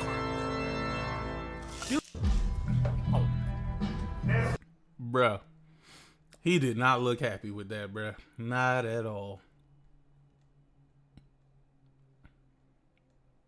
About this, what does a return to Xbox mean, and what could they actually do? Some things that they could do that could possibly improve the Xbox experience would be, just off the top of my head, I do think that they could make some games exclusive. Now, I've been thinking a lot about this. What does a return to Xbox mean, and what could they actually do? Some things that they could do that could possibly improve the Xbox experience would be, just off the top of my head, I do think that they could make some games exclusive. Now, I've been thinking a lot about this. What does a return to Xbox mean, and what could they actually that Xbox Series X has now cannot be the energy that they go forward with, right? They've got to differentiate it, and they've got to find some interesting way to make people want this platform, right? Xbox Series consoles, I would say, are dead. It's over. They are in the position that the Sega Saturn was in when Bernie Stoller came in and stopped it. And the energy that Xbox Series X has now cannot be the energy that they go forward with, right? They've got to differentiate it, and they've got to find some interesting way to make people want this. God damn, he just called the Xbox Series of consoles the Sega Saturn, nigga. Not even the Dreamcast. They called that shit the Sega Saturn. Yo, that's wild. That's wild work. That's that's crazy, bro. That's wild as fuck.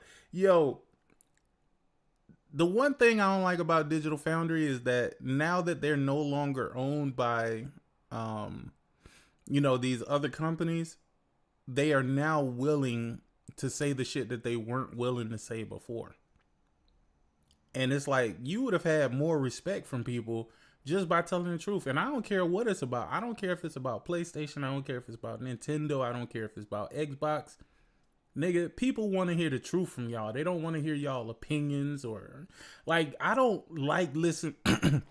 I hate listening to Alex speak about anything console related because this nigga does not like consoles, bro. If you don't like consoles, you should not be the person speaking in regards to a console because the shit that he says comes out like a PC fanboy mouthpiece. That's what he sounds like. He sounds like he's just speaking from a PC fanboy perspective instead of it just being all about the facts. The song is called We Have Your Exclusives. Yes, we do. We got your exclusives. Boy, does it taste good. A little ditty going on in my head. The song is called We Have Your Exclusives. Yes, we do. We got your exclusives. This dude is the biggest Boy, does it clown taste good. ever, A little bro.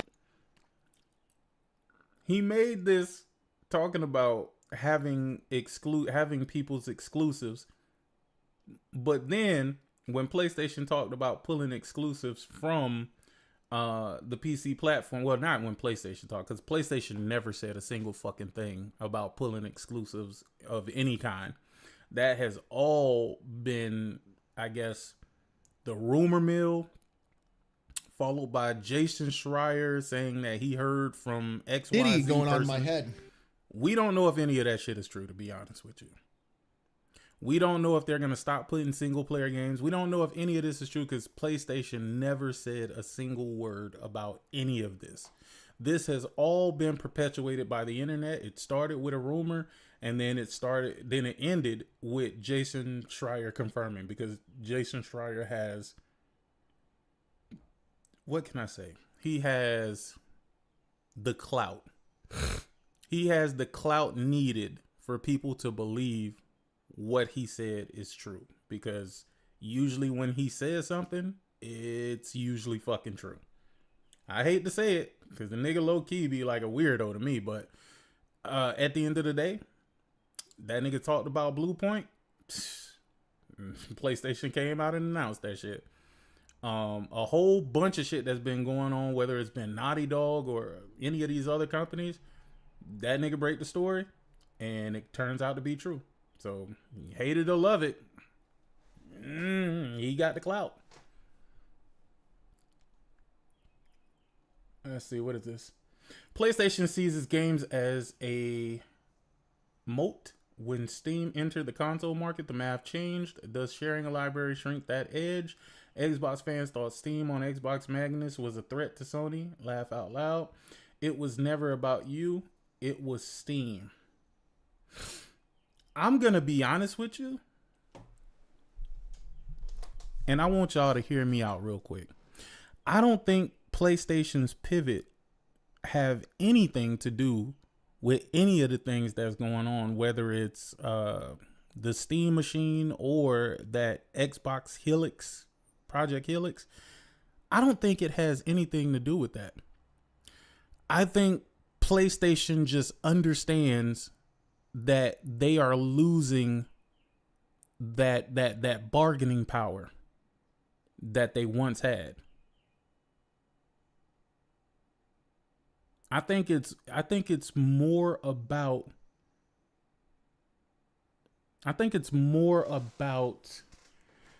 and I'm gonna tell you why I say this too.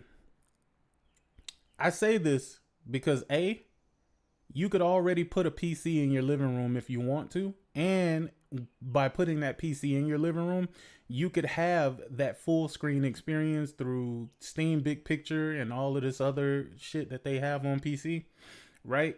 So if it wasn't a problem then, why do y'all think it's a problem now that they're officially trying to get a form factor, a build that's just small and compact like a console? Y'all, for some reason, y'all think that that changed the narrative?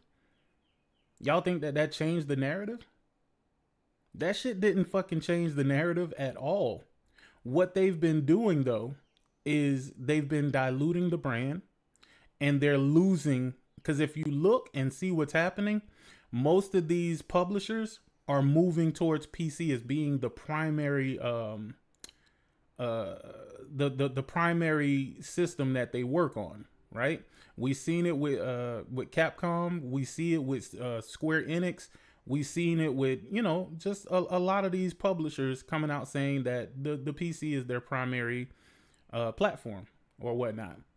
And I think what PlayStation is realizing is they don't have the power that they once had, because they are literally sending people to the PC platform, and they're making PC the more viable platform. Oh, not only can you already get the look, PlayStation, you already want us to put our games on PC anyway. You know what I'm saying? Like, you were literally dragging your customers over to what I've always considered to be a competing platform. That was up for debate. People wanted to debate it all the time, and I always just felt like, you know what I'm saying? Like, it was a competing platform. Everybody tried to say that it wasn't, and hey, it's not competing, it's not doing anything, and yada, yada, yada. And I'm like, yeah, it is. It's taking mind share away. It's taking mind share away. And what you're doing is you're making the choice easy for people who already, because remember, there's people who own PlayStations that already own PCs. So what you did is you made the choice even easier. So now, instead of them double dipping and shit like that, guess what was happening? They was just buying it on the PC.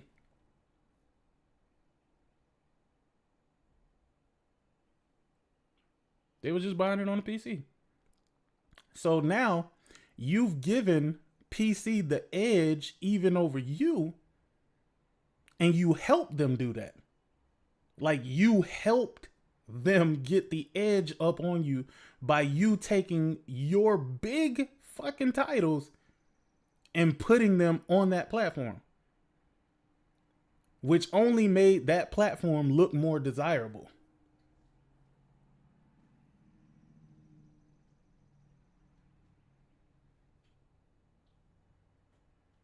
So again, while people are thinking, oh, this change is coming because the Steam machine is coming, I don't think that that's the case at all. Because what is the difference between the Steam machine and PCs that are already available now? It's the same shit. It's the exact same shit.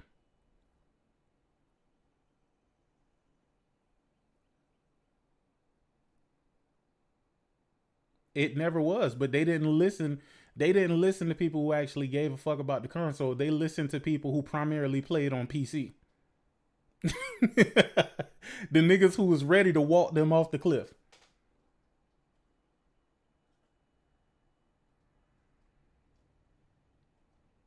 Yeah, Anonymous is the exact same shit. That's why when I hear people say, oh, the reason why PlayStation is making this change is due to the fact of the Steam machine coming and the Xbox Magnus or Helix, whatever.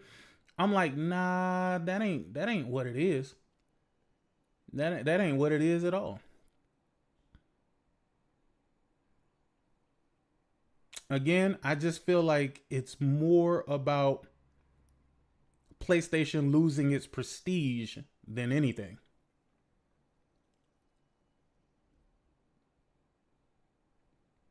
It's more about the PlayStation losing its prestige.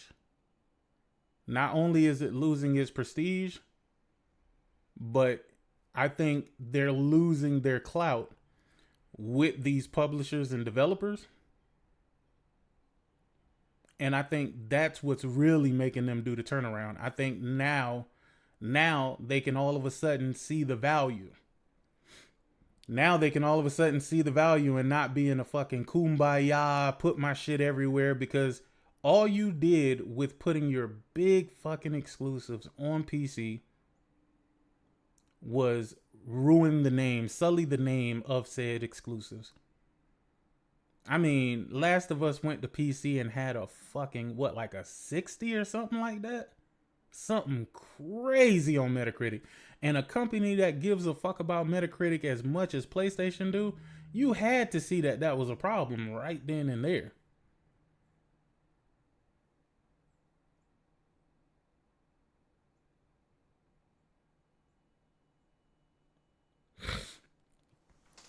I think it was honestly, to me, it was a problem from the beginning.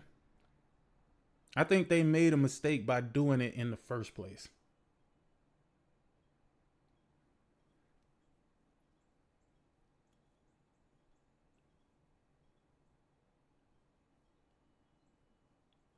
It was a problem doing it in the first place. And again, I never knew what they would gain from it, right? Now, Thrash gave a good theory about why they would have done that, right? And I sort of kind of agree with it, that it was a move for China. You know what I'm saying? But in the end,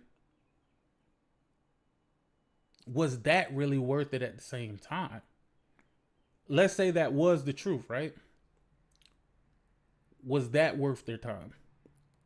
That I don't know. Only the people at PlayStation would be privy to that, but I'm not sure I could say even that was worth it.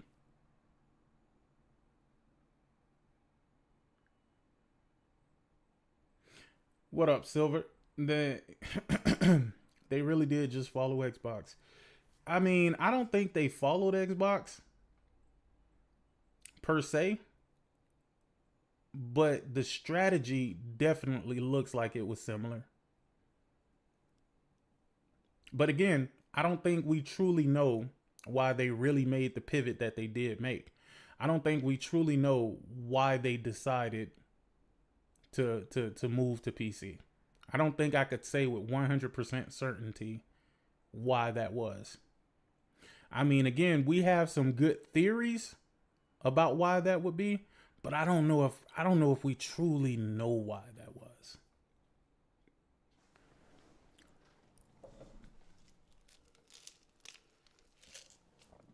Again, I would love to see them truly pivot, but even them, I don't know if they would even fully be able to come back from this. You made these folks who wasn't a customer, and you gave them a say-so in the way you ran your business. And I always argue that these customers didn't have a voice until you voluntarily gave them a voice. Game Pass, one of the best services and the best places to play games. Not only are they providing... See, that's the thing. The stockholders would be telling them to go in the other direction. The stockholders would be telling them to go into the other direction. The stockholders wouldn't be telling them to backtrack back to exclusives. They would be telling them to go even farther in. Hey, we need to see if we can maximize, profits and things like that. I just go off of what Sean Layden said. The idea was, yeah, Sean Layden, again, he opened the door for all of this. So, I mean, if we want to retroactively give people a fault for the bullshit, we got to, listen, we got to give it to Sean Layden, man. Sean Layden was like, yep, that was my idea. It was my idea to pivot to PC. It was my idea to put games on PC and things like that, blah, blah, blah, blah, blah, blah, blah, blah. And then as soon as he did that, as soon as he ushered in that change, he left. Like, damn, you made the most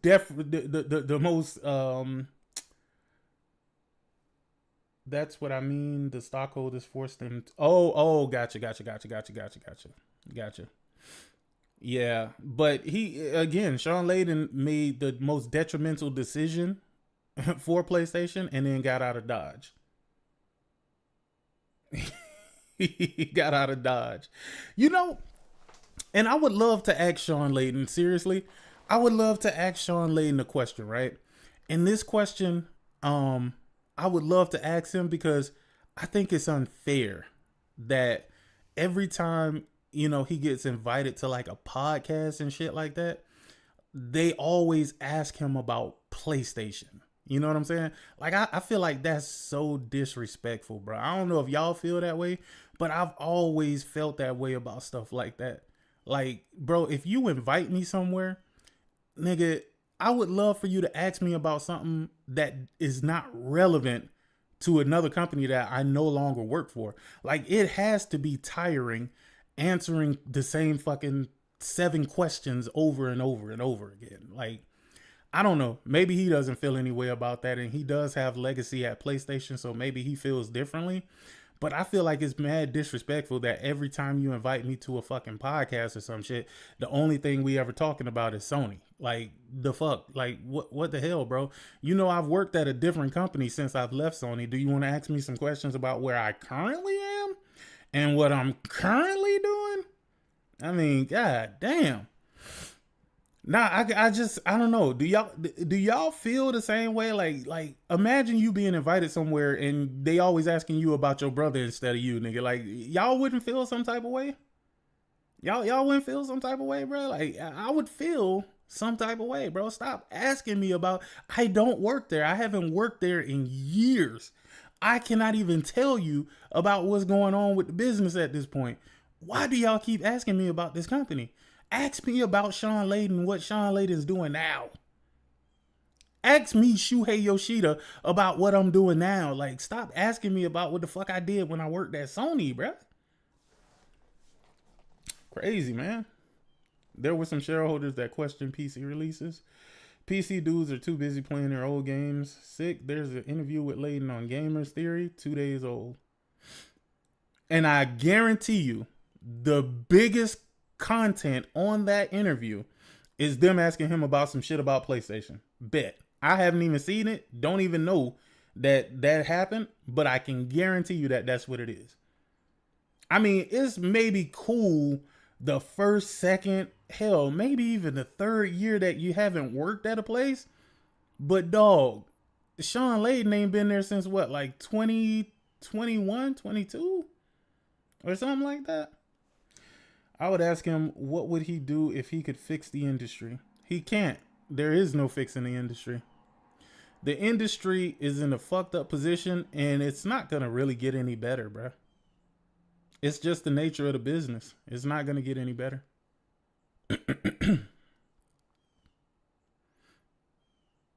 Oh, he left in 2019? God damn. No. Bro, you asking me some shit fucking what, like fucking 7 years later, and I haven't been at a place since 2019? Bro, stop asking me about this company, dog. Fucking leave me alone, dog. That's what the fuck I would be. Leave me the fuck alone, dog. Stop asking me about this company, bro. I remember because PlayStation tweeted that he was playing. Yo, dog, that's crazy, bro. Like, no, let me ask y'all. Y'all don't feel that that's crazy though? Y'all don't think that that's weird that he been gone for like 7 years, bro, and they still asking him the same fucking 7 questions about PlayStation? Like, that's wild, bro. The thing is, we will never know the truth of why he left. We will never know the truth of why he left. And at first, I thought they tweeted that he passed away. Oh, that's crazy. PlayStation forced him to leave. I don't know if PlayStation forced him to leave.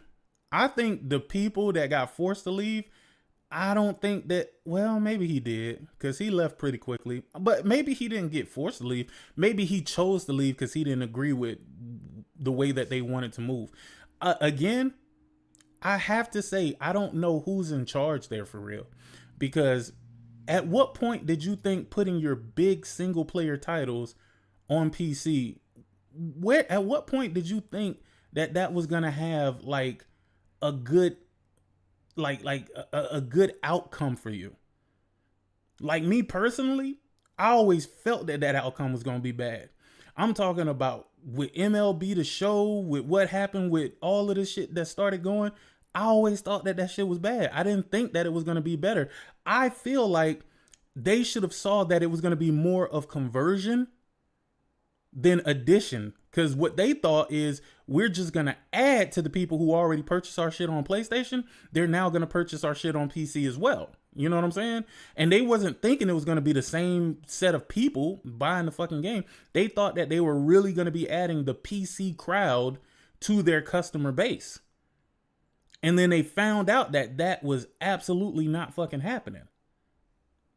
And that's why I thought that it was always a bad idea. Again, I got called every pony in the fucking world because I said I didn't fucking agree with that, because I could see how that was going to bother, that was going to mess with the brand, how it was going to bother the brand.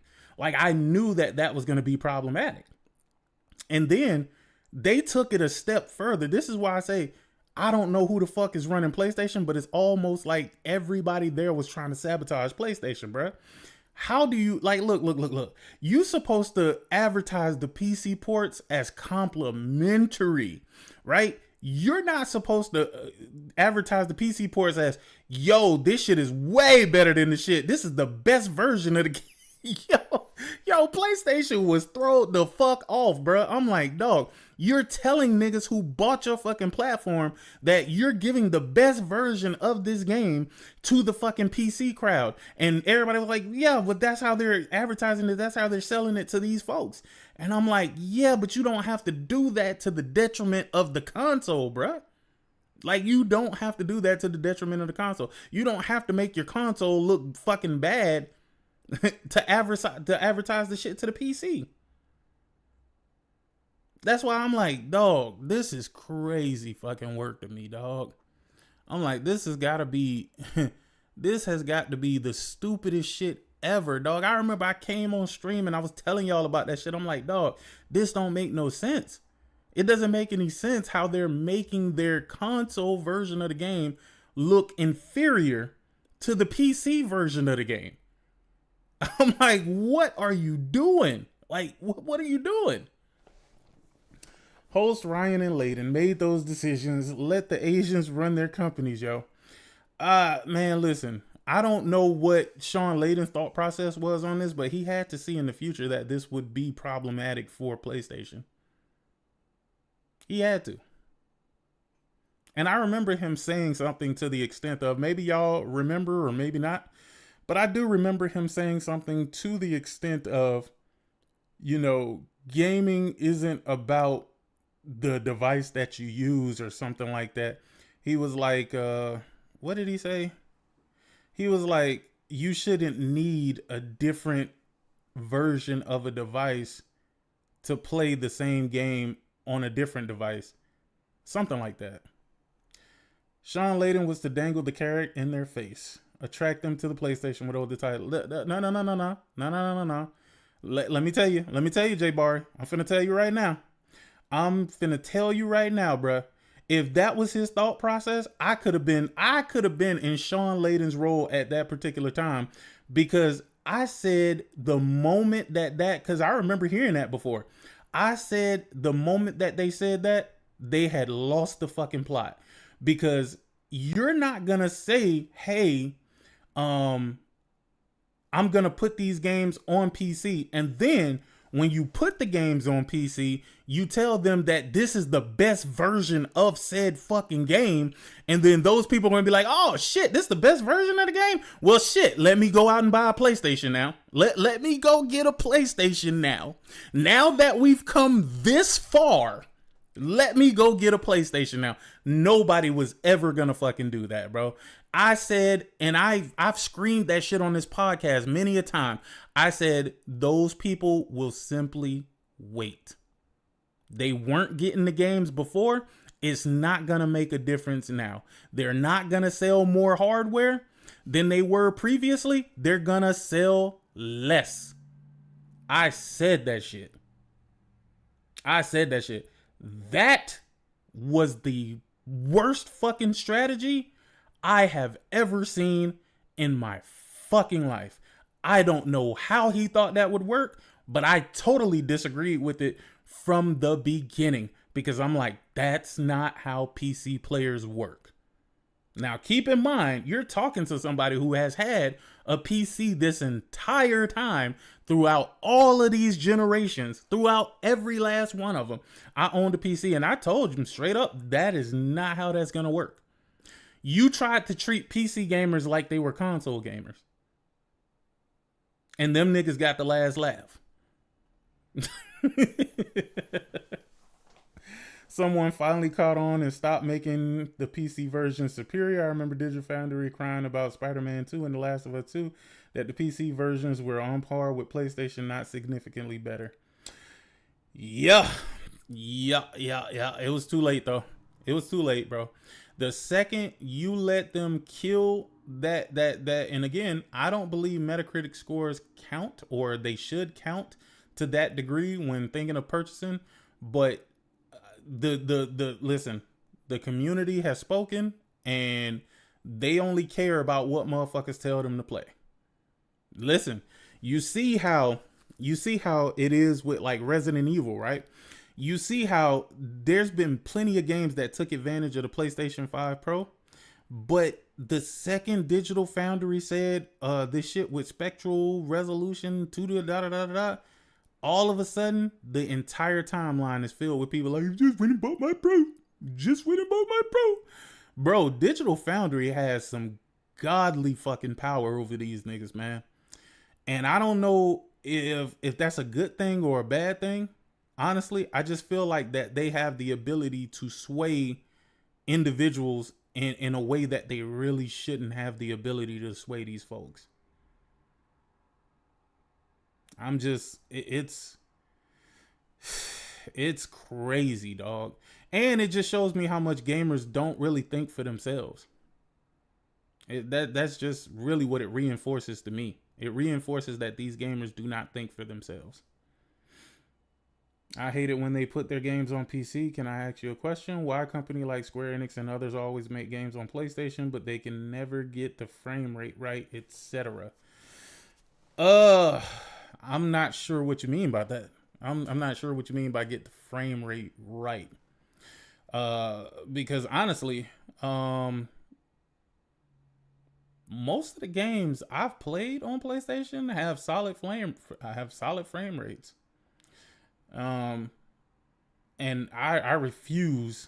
I'm gonna tell you, I refuse to play games that are 30 FPS only on fucking PlayStation, bruh. That's the reason why I didn't play Mind's Eye, which I gotta buy Mind's Eye on PC.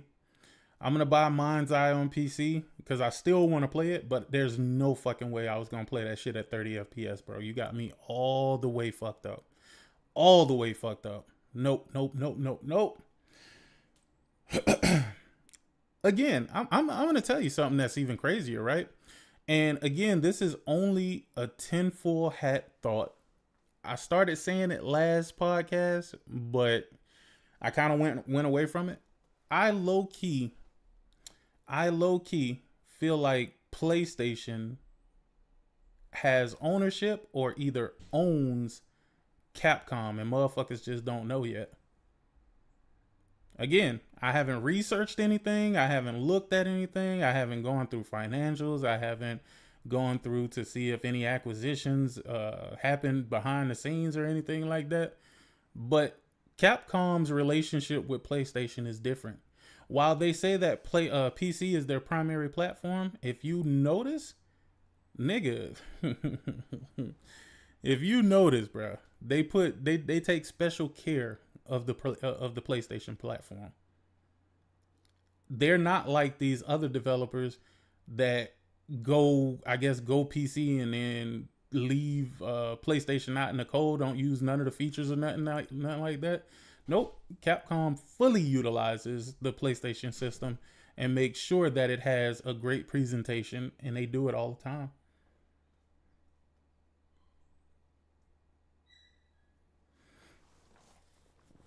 I think we'll find out. In the future, man. Just remember, you heard it here first. The PC dude said Capcom don't need Sony sick. I guess. I bet you Capcom won't say that. I bet you Capcom won't say that. Remember, Capcom was ready to fall off. They had to help them with Street Fighter V, which was PlayStation 4 exclusive. Yep, sick. I just finished mine out on PC. Shit was cool. I definitely got that refund from PlayStation after seeing it run 30 on the Pro. Yeah, they had me all the way fucked up with that, bro. I couldn't even believe it, bro. They said that shit was PlayStation 5 Pro enhanced. Bro, I didn't see a single fucking enhancement, bro. Not one. Not one. You couldn't tell me what the difference was between the PlayStation version and the PS5 Pro version. A lot of the state of play was Konami stuff. Facts.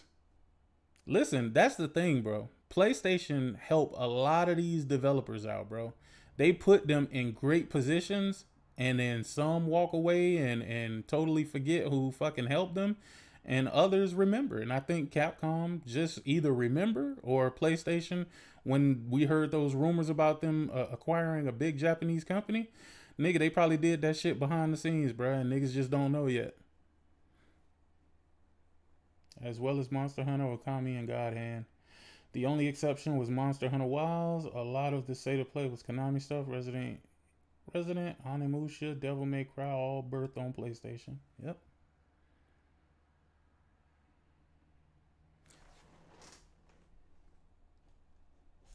Wait, what the some of the best games that are high rated. How can you be positive about Xbox? Like for me, I don't care so much about Game Pass anymore. We're just getting started into 2025, and Xbox has made Xbox Game Pass one of the best services and the best places to play games. Not only shut your ass up, nigga. All right.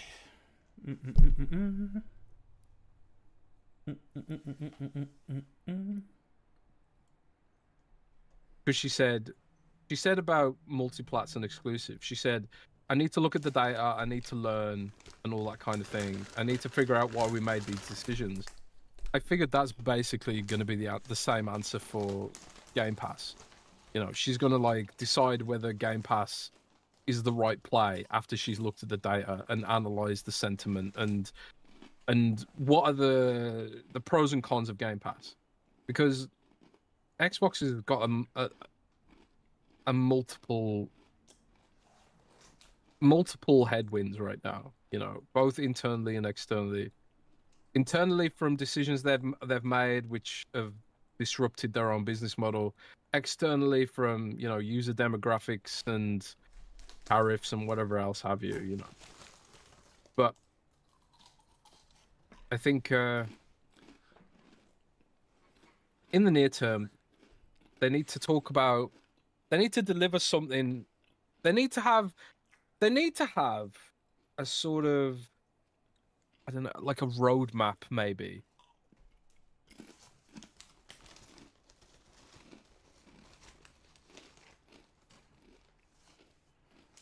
They need to have a roadmap. A roadmap to what? A roadmap to what? What is he talking about? They need to have a roadmap. A roadmap? What is the roadmap going to tell you? It's basically a glorified Xbox fan pretending he isn't one. Oh no, it's Alex. It's basically a glorified Xbox fan pretending he isn't one. Oh no, it's Alex. Dead? By and large, yes. What does it mean? Is the console dead? By and large, yes. Well, that means Xbox is not dead. Let me tell you. The one truth about Michael Pachter is everything that he says, it's always the opposite that's true. What does it mean? Is the console dead? By and large, yes. What does it mean? Is the console dead? By and large, yes. Nope. Nope. That means Xbox is going to have a good next generation. Listen, man. Listen to what, every time you hear what this nigga says, I'm telling you what it is. I'm telling you what it is. He's always wrong. Absolutely. I don't even know why he speaks about video games. He absolutely should not ever, any stretch of the imagination, speak about video games. What does it mean? In my head. The song is called We Have Your Exclusives. Yes, we do. We got your exclusives. Mmm. Boy, does it taste good. If PlayStation does stop PC ports, fine, go right ahead. Literally, no skin off my back. I did not care for PS4 games, and I clearly don't care for PS5 games either. And I certainly won't care for PS6 games. And I thought they taste good. I don't even care about GTA 6. You don't get enjoyment. I mean, we already know that Alex don't give a fuck about video games at all. Like, come on, bro. Like, don't nobody but anybody ever went to Alex? No, I need some eyes. Anybody ever went to Alex saying, "Oh man, I really want to know what Alex thinks about this game"? No, nobody has ever done that. Alex, we don't believe that you play video games, buddy. We don't think you care about fucking video. Nobody ever did. Xbox Magnus has something to do with it. Us Xbox guys, everybody in this chat, we're going to play PlayStation games. We have the ability to buy and play PlayStation games on the next gen Xbox, and they don't want that shit. 100%. I'm not talking about their live service games. I'm talking about their single player games. Once they port them bitches to Steam, I believe Xbox Magnus has something to do with it. Us Xbox guys, everybody in this chat, we're going to play PlayStation games. We have the ability to buy and play PlayStation games on the next gen Xbox, and they don't want that shit. 100%. I'm not talking about their live service games. I'm talking about their single player games. Once they port them bitches to Steam, I believe Xbox Magnus.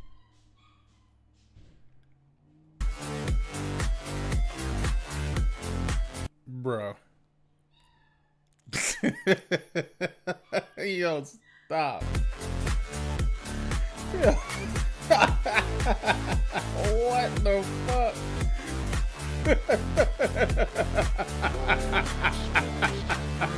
Yo, cut it the fuck out, bro. What the hell? Oh, man.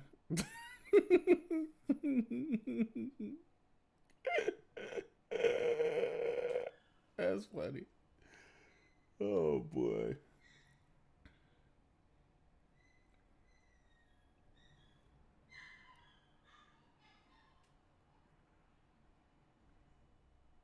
Here, as Grace picks up her clipboard and goes to bring it into her boss's office, the FSR4 side here, as the clipboard moves, forward and backward in this ping-ponged example here, there's ghosting, like these little white lines that follow the clipboard as it moves. Those are ghosts of it from its previous frames showing up in the current frame. PSSR 2.0 doesn't have that, and neither does DLSS 4.5 preset L. And there's some other, just some differences that I noticed in the intro that are a little bit confusing. One is that if you look at the trees in the intro shot, DLSS 4.5 is perhaps like the most crisp, the sharpest looking here, with PSSR 2 being a little bit behind it, and then FSR 4 looking actually a lot softer. And all throughout the intro, that was the appraisal I had. You know what's so funny about this? They kept saying that Pisser 2.0 was FSR 4 when Mark Cerny said that he was working with AMD on improvements and things like that. And everybody kept trying to push it to, oh, Pisser is being replaced by FSR 4. When really it was the complete opposite, nigga. They was helping PC with FSR 4. The FSR 4 looked a lot softer, including in this shot here where you can see on Grace's desk in the background, there's like a whole bunch of like newspaper clippings on the wall and whatnot. You can see that DLSS 4.5 is perhaps like the one where the text is most legible on that board. Then it's PSSR 2.0 in terms of legibility, and then FSR 4 is, noticeably behind with it being softer.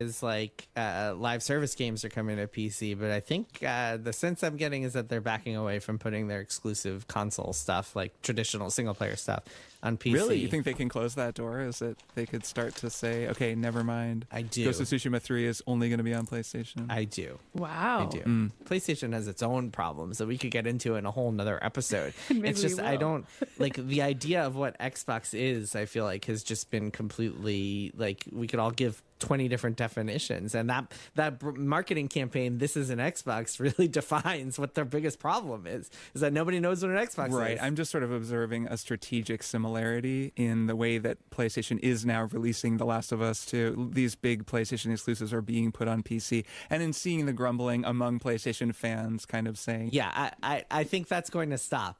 Is what I'm saying. Right, exactly. Yeah. So that would be interesting if it did stop. They'd be kind of moving back toward that console strategy direction. Yeah, and I don't know, like, I'm not sure how super successful those PC releases were. I'm not 100% Seems like sure. trying to put something back in a bottle or turn back the clock. It doesn't seem like it would work to me.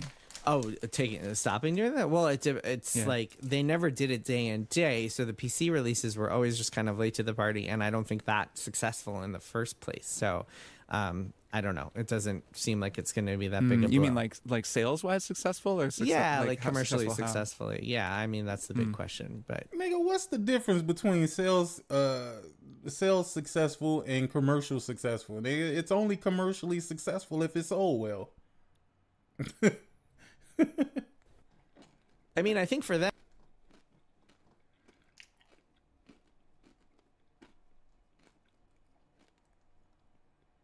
Highlights another interesting feature of the PS5 Pro version. It has 2 modes. That's right, in the options menu, it's possible to disable the game's ray tracing features entirely, which in turn enables a true 120Hz mode that prioritizes high frame rates. The visual scaling in this game is remarkable. Even when you remove key features such as the ray tracing, the resulting visuals are simply beautiful. So while the RT features do enhance the experience, it still looks incredible without it, making the 120Hz mode perhaps more interesting. But everything we've seen thus far in this video has been captured on PlayStation 5 Pro, and there's a reason for that. You see, this is one of the first games where the PS5 Pro release stands head and shoulders above every other console version. Now, in terms of performance, the results here are very simple. PS5 and PS5 Pro in ray tracing mode both run at and mostly maintain a stable 60 frames per second. It's not 100% locked, but it's close enough to call it that. It's very smooth indeed. This street scene here right at the beginning of the game is actually one of the most demanding scenes I've found throughout my entire playthrough. And yeah, you get some dips just below 60 FPS here with ray tracing engaged. That opening street scene again is pretty heavy in the 120Hz mode. But still, with VRR, it is pretty good, but I wouldn't want to give up the ray tracing and better image quality. Which brings us to Xbox. Series X is dead simple. It looks and runs exactly like PlayStation 5. You get the same resolution, same visual features, and same mostly locked 60 FPS. Yep, that means you get hair strands, but no ray tracing, along with that spatial upscaling. Which leaves us with Xbox Series S, which is one I was very curious about. It's both how I expected, but also slightly different. You see, the rendering resolution is very low, coming in just around 720p or so.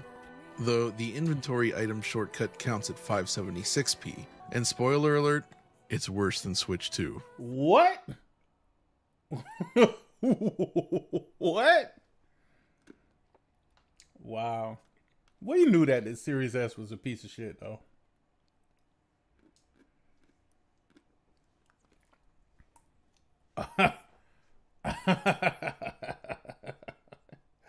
Oh, boy.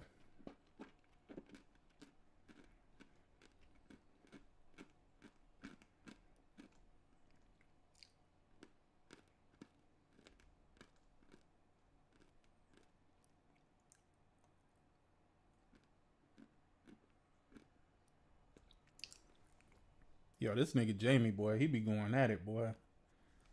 He be shooting at these Xbox niggas.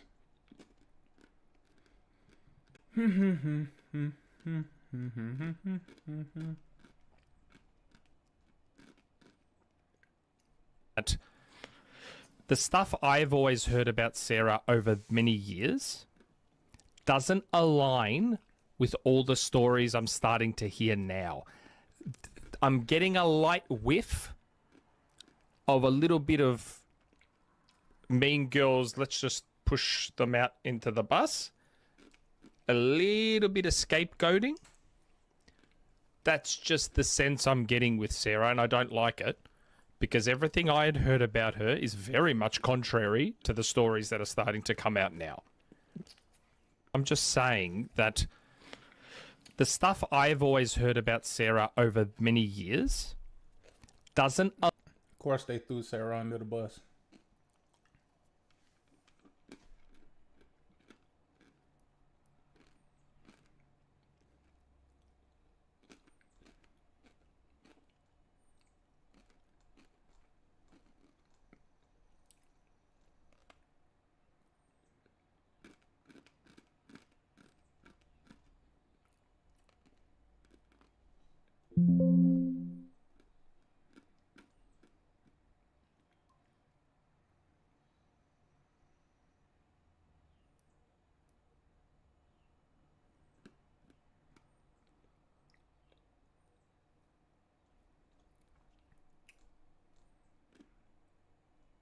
As we said, our goal on Team Xbox is to bring you the world's best games. Next year, you'll discover the newest entry in this landmark franchise.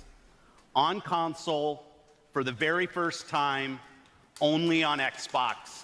This is Crossfire X.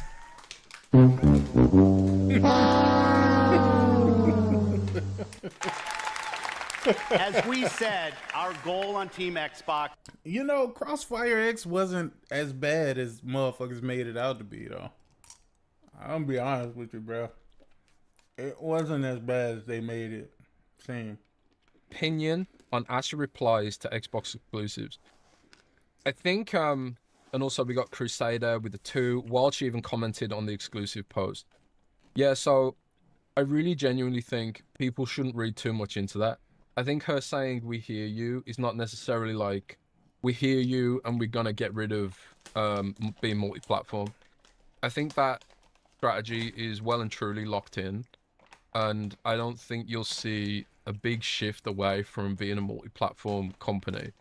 Jez, opinion on Asher replies to Xbox exclusives.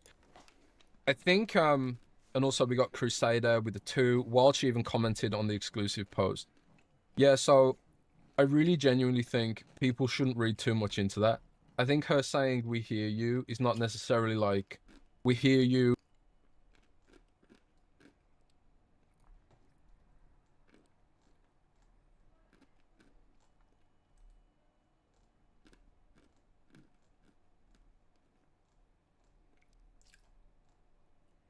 The Xbox platform, the people that drove and created amazing games and brought in studios are gone. Phil Spencer has retired. Sarah Bond has resigned. And it looks dire. Gaming business CEO Phil Spencer, he is out. He is a over 30-year veteran of this company, nearly 40 years actually. Also stepping down is Sarah Bond, the COO and president of Microsoft's gaming unit as well. So a big shakeup there happening. And this is all in the context of 2.5 years after that big Activision deal finally closed. That was the biggest acquisition ever, $69 billion, Scott. The gaming business has been struggling since the Activision deal did close. In fact, during the December quarter, just this past holiday season, sales were down 5%. So that Activision acquisition not really growing the business as Microsoft probably hoped. So perhaps some new leadership needed here to shake things up. We got a big shakeup. I'm trying to think. Is that the one I'm thinking about? Up over at Microsoft. I think that might be the one I'm thinking about. I thought it was just a a recreation or something like that of the Crossfire that was there. But yeah, no, I did play that shit in VR and had tons of fucking fun with it for sure. Gaming business CEO Phil Spencer.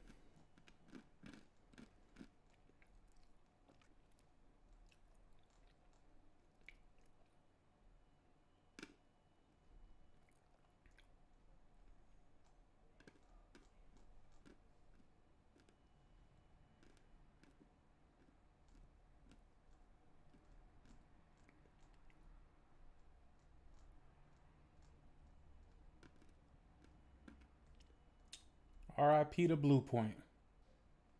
Blue Point is out of there. Reveal trailer. We thought we were going to get our hands on Elder Scrolls 6 just a couple of years later, and now it's been almost 10 years. But it looks like Elder Scrolls 6 is almost ready. It's going to be a while yet. I can't believe way back in on the actual numbers of series systems. I think he's talking about like console sales for Xbox versus Game Pass numbers and how the Xbox ROG Ally is selling. What I can say is that, yeah, Xbox Series, as has been talked about by Microsoft itself, sales have been coming down.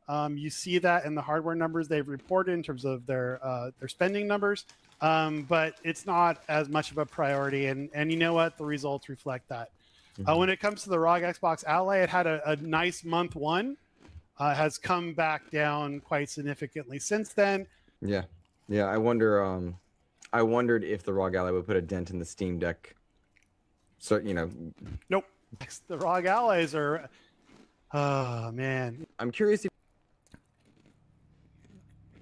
he wanted to know if the $1,000 ROG Ally X was going to put a dent in the Steam. Why? Why? Y'all thought y'all was finna have some handheld wars? I kind of feel like that's how it is. I kind of feel like they were cheering on the ROG Xbox Ally X so that they can pivot their content creation to that shit. And talk about it versus something else. I just... It's time to let the Xbox go, bruh. It's time for the industry to let the Xbox go. Yeah, man, it's good. What up, Link? What's up? It's time to let him go, man. My foot's been in my mouth for freaking 2 years over this crap. Okay. No, your foot has been in your mouth for the last 5 to 6 years. So I don't know what the fuck he talking about. I don't even understand what the hell he talking about, bro. Like, I've never seen a person kill their credibility as fast as Paris. Paris has literally thrown any credibility that he would have had completely out the window. You know, look, my foot's been in my mouth for freaking 2 years over this crap. Okay, but look, Gears day one, PS5 Pro, I'll be playing it on there. Right? You know what I'm saying? So it's like, whatever. That means that Gears Day will not be on PlayStation 5 day one. Because Paris says that's where he's going to play it. It's not coming day one.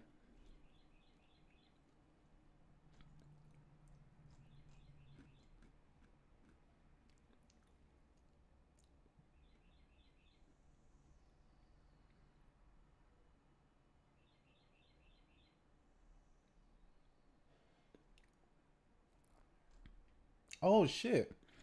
Oh, they were port begging for Spider-Man to Xbox?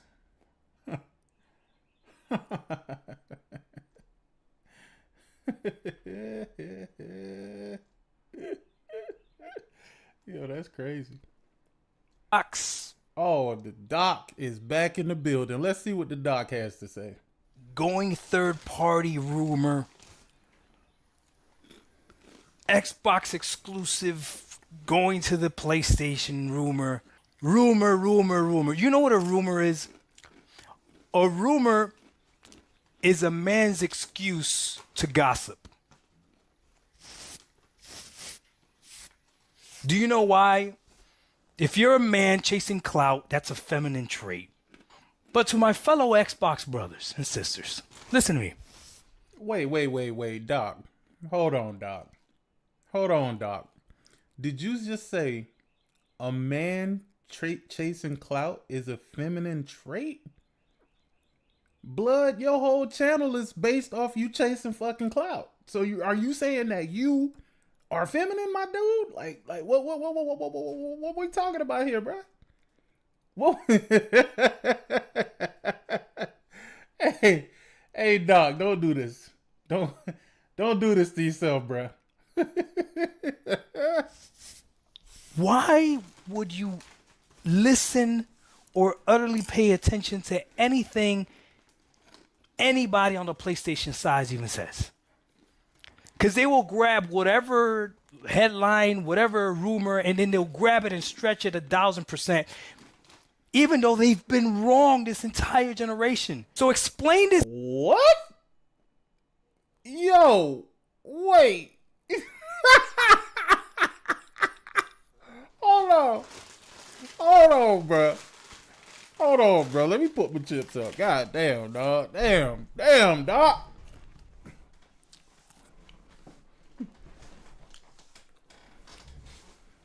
Hey, Doc. Y'all started off this generation talking about the most powerful console, nigga. And you were wrong. And you were also crying about being wrong. You also went full PC because you were wrong. Nigga, you called the ROG Ally a fucking Xbox. You were wrong. You championed Game Pass and thought that it was going to make Xbox successful. You were wrong. Doc, you have been wrong about everything, my brother. About every single thing. Everything we tried to warn y'all about, you were peddling it.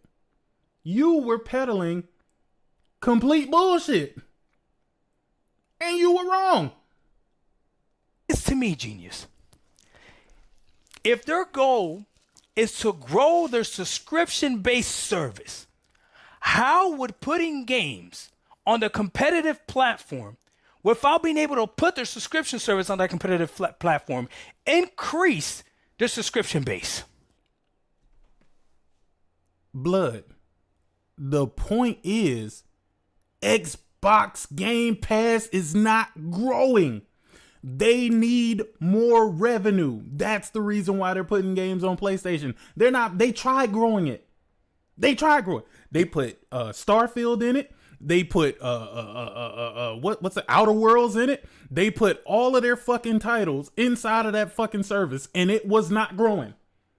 So because it was not growing, they said, you know what? We have to find a way to actually make money. Oh, you know how we can make money? Let's put our games on the PlayStation where they will buy them, because you guys will not buy them. Because you want a service to grow that they cannot grow. They've tried to grow it. They've tried expanding it. They've tried doing everything that they could possibly do to make you niggas want more games and play more games and pay them. And you did not. You found a way to fucking glitch through their shit and get the service for 3 years for a fucking $1. That's what you did.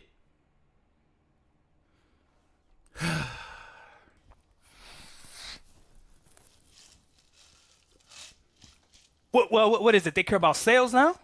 Is that what it is? Yes. He's learning. He's fucking learning. Yes. The company that is worth like $3 to $4 trillion, they care about money. They care about sales. They care about moolah. They care about dinero. They care about pesos. They care about the dollar. They care about the British pound. They care about fucking euros. They care about money. That's how they get to be a $3 to $4 trillion company, by caring about money. They don't care about your feelings. They don't care about how you feel about a fucking service. They are not making money with this fucking service. So what are they doing? They are doing what's going to make them money. They are selling their games to people who will buy them. That just happens to not be you. These are all gossip. That's all it is, okay? I don't understand why the Xbox fan base is reacting the way they are to rumors and gossip of Xbox going third party. Rumors and gossip that have been said since the beginning of this generation. Oh, this must be an old video. This has to be an old video.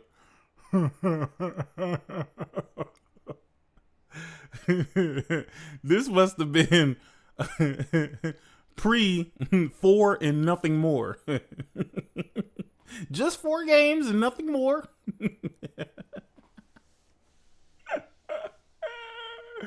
Oh boy. Oh boy. Oh boy. This shit's funny.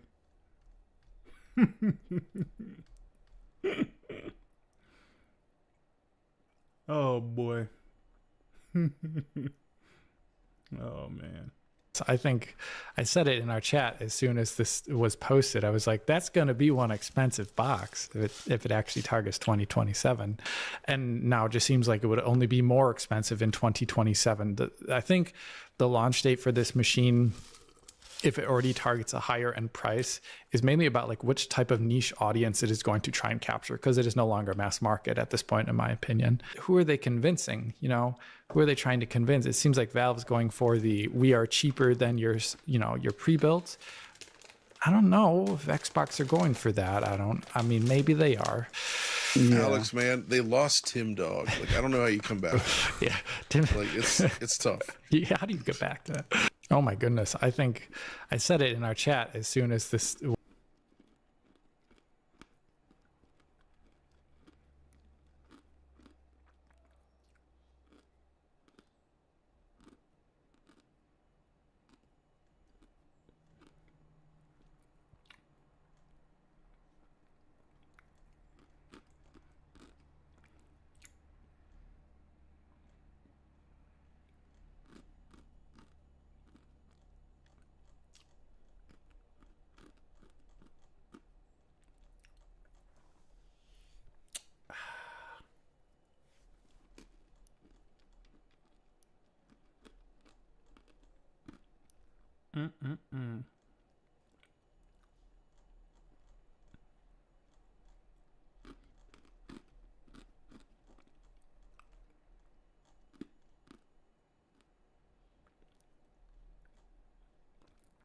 That was the greatest PlayStation state of play I think that they've had in ever, without it being a full-on showcase. It was awesome.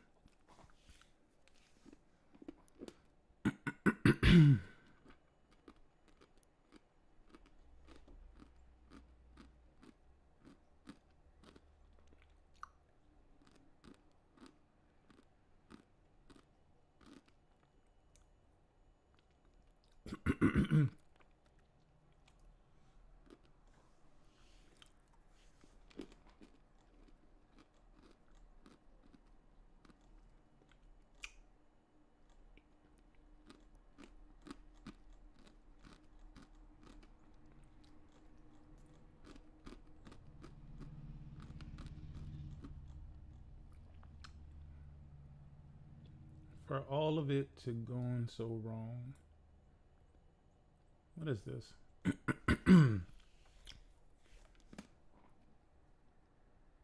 Down on Xbox saying that it was first party. I don't think that has anything to do with Phil, Matt Booty, or Sarah. I believe that this is the other trio that is chasing finances. You had the financial dudes that's trying to push some agenda. You lost tons of money based upon your AI infrastructure. That is very interesting.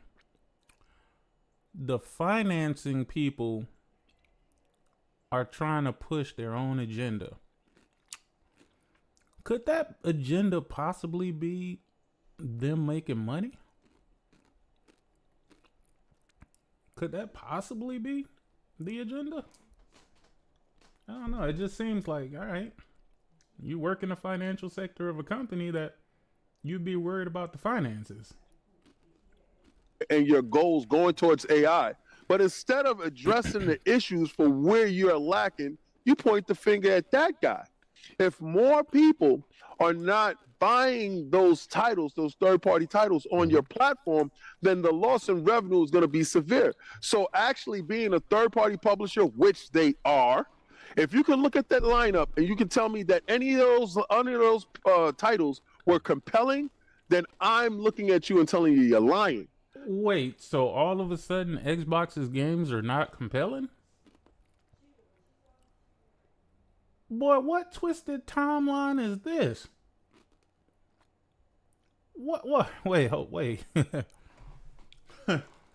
Are you trying to justify revenue decline by saying that the games are not good? Is that what you're saying? But all the while, they be championing every single game that comes out? Nah, that's crazy, bro. None of those titles was compelling. I can't say Outer Worlds 2 was compelling.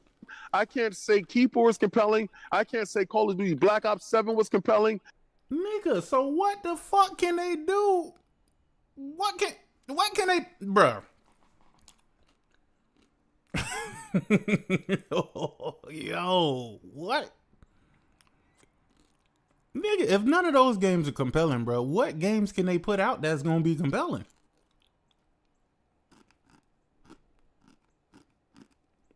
That's crazy, bro. The thing that they've always held their hat on was gaming revenue and gaming services. They even said themselves, judge us by this. These are out of their own mouths. So to me, like, this is a big deal, especially during that period, right? Where we go to say what, that December, that holiday period, you got Black Friday in there. And to me, this is also an indictment of Call of Duty. This is one of the worst Call of Duties from a performance standpoint on record. And usually that holiday, that's the window. Because remember in the past when services and revenue was up, when Black Ops, people were like, yo, that's Call of Duty. That's ABK saved them. That would be the rhetoric during that time. This is concerning. If I continue to see a pattern of gaming revenue and content and services down, oh boy, sounds like the Sega days to me. Gives me deja vu I don't like. But the thing that they've always held their hat on was gaming revenue and gaming services. They even said themselves. That's crazy. That's crazy as hell. All of a sudden, Call of Duty is the worst that it's ever been.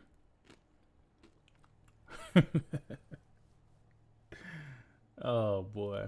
The part, I guess, is like the whole revenue of content and services, because that part was supposed to grow because like you got Activision Blizzard fully integrated. You're also now releasing all your games on other platforms, so you're supposed to be making more money, and it's a decline. Yeah. And it looks bad because it's like, well, isn't going multi-platform supposed to sort of fix that? But the surprising part, I guess, is like the whole revenue of content and services, because that part was supposed to grow because like you got Activision Blizzard fully integrated. You're also now releasing all your games on other platforms, so you're supposed to be making more money, and it's a decline. Yeah. And it looks... Hey, that's a fact, Jemiah. But dog, whether that's true or not, that tells you how much Sony marketing actually did for that game. Because when Sony was marketing that game was doing fucking numbers. It was doing numbers so bad that Activision was like, yo, if y'all can't get y'all numbers up, nigga, we ain't putting this shit on y'all platform. Like, they better go back to selling PlayStation marketing for Call of Duty, my nigga. Like, let them get them numbers up. Looks bad because it's like, well, isn't going multi-port. Also, the reason why it's also doing bad is because you took a whole Multi-platform supposed to whole subset of paying customers and told them to just get it on Game Pass. Sort of fix that, but the surprising part, I guess, is like the whole revenue of content and services, because that part was supposed to grow because like you got Activision Blizzard fully integrated.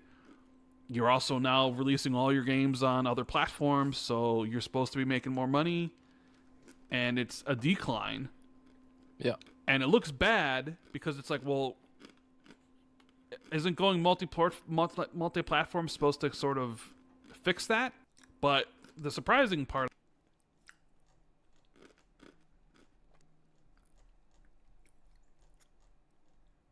Be it Microsoft, Sony, Nintendo, I don't care. Did you say 3 trillion, Rayo? I thought it was 5, like or something ridiculous. Like these companies are just so massively large, and all of this bookkeeping is fudged, obfuscated garbage for investors. It doesn't matter for us at all. Anytime any of this, like be it Microsoft, Sony, Nintendo, I don't care.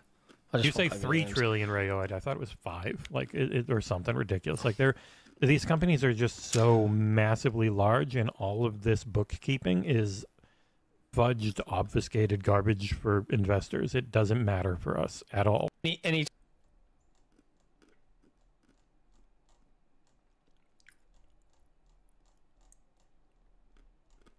I mean, that's true, but you can't tell me that it was such a huge fucking decline, though. I have not looked back since. I haven't needed to utilize it. I play mostly on PC, and I ended up just saying, you know, I just don't need this service right now. And personally, I canceled my Game Pass, and I have not looked.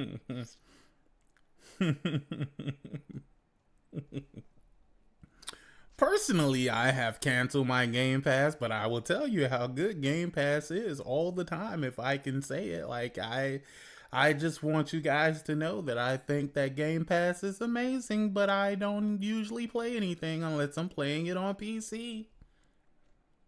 How amazingly ambitious this game is, but now you throw in, okay, PlayStation at launch. As a business person or business sense, that makes a lot of sense. I get it, right? As a Fable fan, fuck you, PlayStation. Fuck you. I wanted this shit earlier, man. You gotta wait. I ain't gonna even lie. This nigga look like a character from Fable, dog. Like he would fit right in that video game for sure. Longer because fucking PlayStation dudes who never fucking played Fable are being fed for this shit. Yes, that is true. Isn't that the Gene Park dude? Yes, Mr. Park. Yes. Fuck that shit, man. Nah, it ain't fuck that shit, nigga. We want Fable, nigga. We got your Fable, nigga. I have all the Fable games on my Xbox. I'm looking at how amazingly ambitious this game is, but now you throw in, okay, PlayStation at launch. As a business.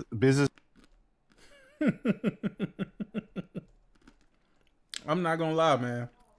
These clips this nigga be getting from these people, bro, this shit be having me rolling, bro. Told you this, but Future had layoffs, Windows Central had layoffs, and our entire gaming team got laid off except for me. Jesus. So now Windows Central gaming team is.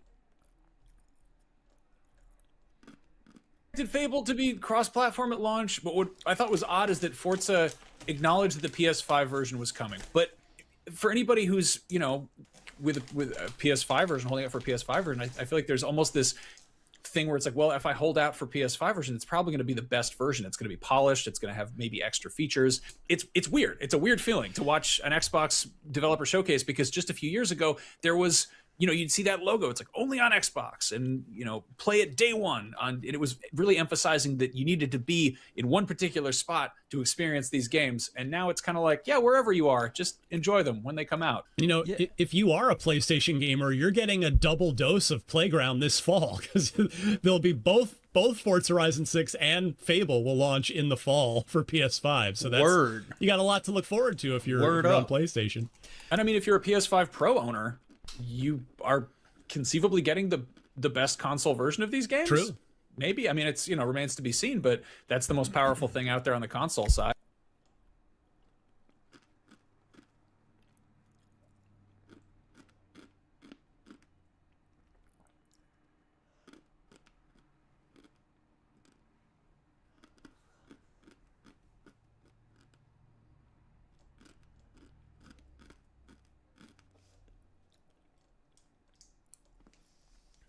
this is good.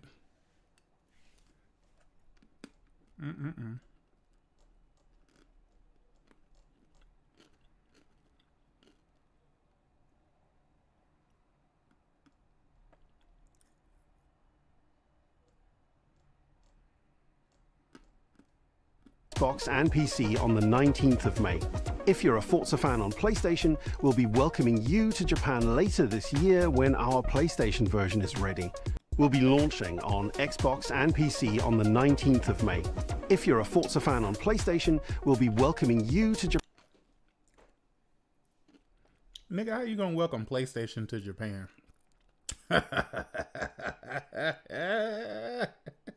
That's funny though. They tried. Bobby Kotick claims Activision, Call of Duty, and consoles are doing so poorly it proves he was right to sell Activision Blizzard to Microsoft for $69 billion. Yo, that boy on demon time for real.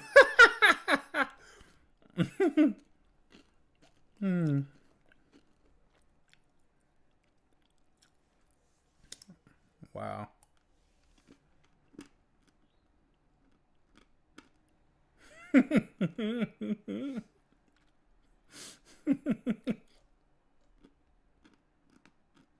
Yo, they stupid for this. They stupid as hell for this.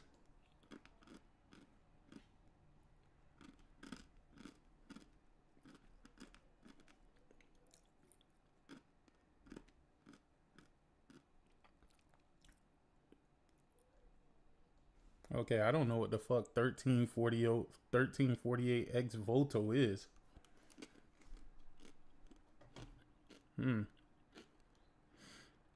Hold on.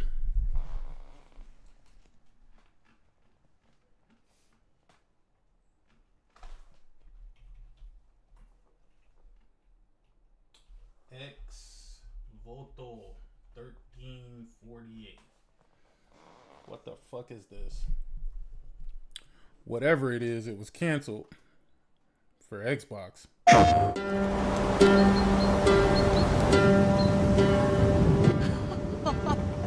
That's not fair. The world is not fair. Oh, my noble knight Erin, would thou aid this fair damsel to rise? Yo, why I thought those was two girls, bruh? Yo, wait. Wait, hold on. Fucking me up. It's too early in the afternoon to be fucking me up, man. Hold on. Let me raise this shit up.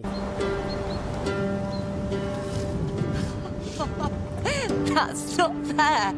The world is not fair. Oh, my noble knight Erin, would thou aid this fair damsel to rise?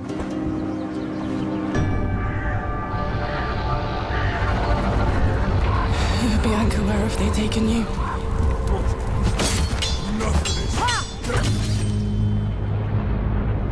Bianca, you are all that is left to me.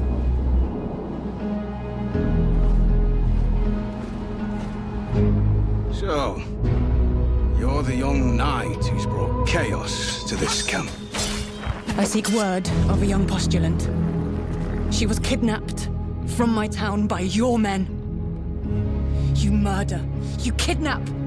I take no pleasure in bloodshed, yet your actions demand it. When the pestilence came, he turned his back on us all. Do you have any idea how hard it is to feed a family, little lord? I swore an oath of justice. Do you believe I enjoy doing the things I've done? Trust me.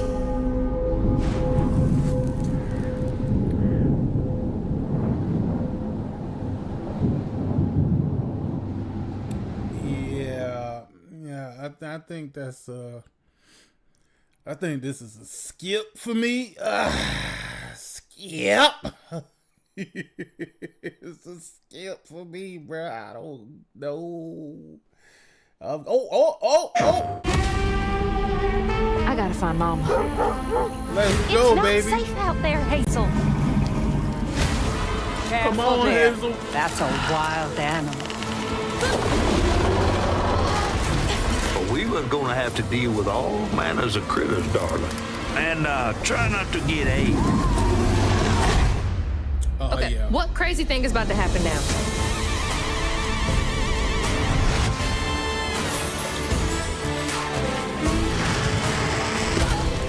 She's calling and it's all my fault.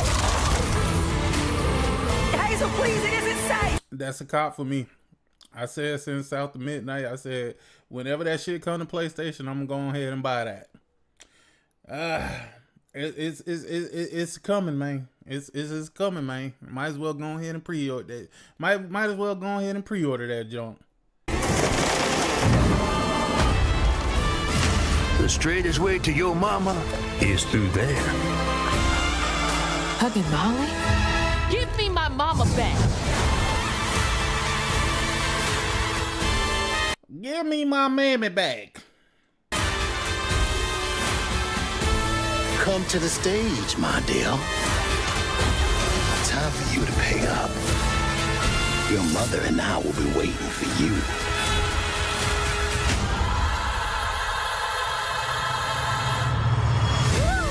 This game will actually have a chance.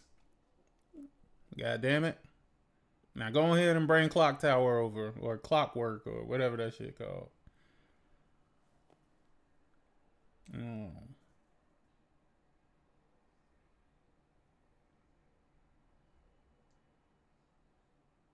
Hey, I'm gonna tell y'all this. Yo, this joint right here is fire.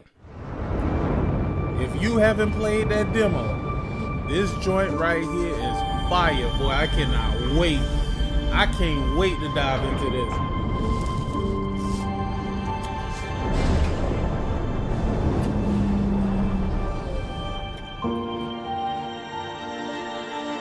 Yes, sir. You just gonna stay here when Yes, this is all sir. done? This is What fire. do you want? I want to go to Earth. What the hell is going on here? And why are these things trying to kill us? While I was preparing to depart for Earth, the moonquake struck, damaging Edis. Enacting attack protocol. Permission to commit acts of controlled violence granted. You gotta be kidding me. I'm calling it. You'd make a lousy friend. We'll shut Edis down, and then we'll head to Earth. Let's do our best. This game is so fire, bro. I love how actually playing the game, the combat is like a puzzle, nigga. Low key. I had to get used to it at first. I was like, yo, what the fuck is this? Why you got me doing this shit? But once I got used to it, I was like, okay, you can get creative with this joint too. Yeah. Yeah, I'm definitely sold on you know, I've been sold on Pragmata since they announced it, but like I'm really after playing it, I'm like, what happened? Said Pragmata day one purchase. Oh yeah, absolutely a day one purchase, bro. What the fuck is this? Trail out?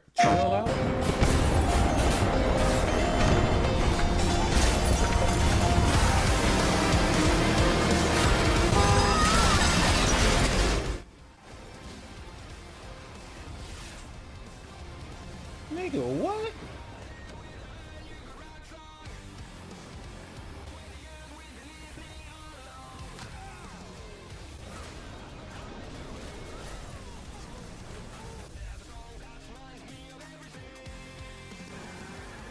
Yo, I ain't gonna lie, this look kind of tight, nigga. I might have to fuck with this.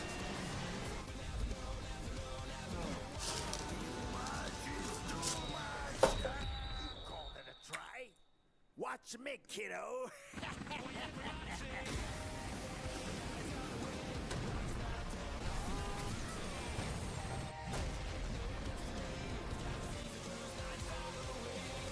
Yeah, it was a little weird at first, but then once I got hip to what the fuck they wanted me to do, I was like, okay, all right, I can definitely see myself fucking with this for real.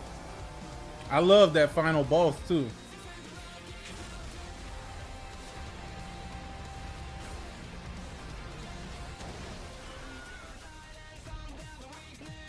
Yo, I might have to fuck with this though. This trail out look fun. It looked like it's gonna be some fun. Greedfall, The Dying World. They made another Greedfall? Or is this like a DLC? Oh wait, what is this? Portrait of a Torn.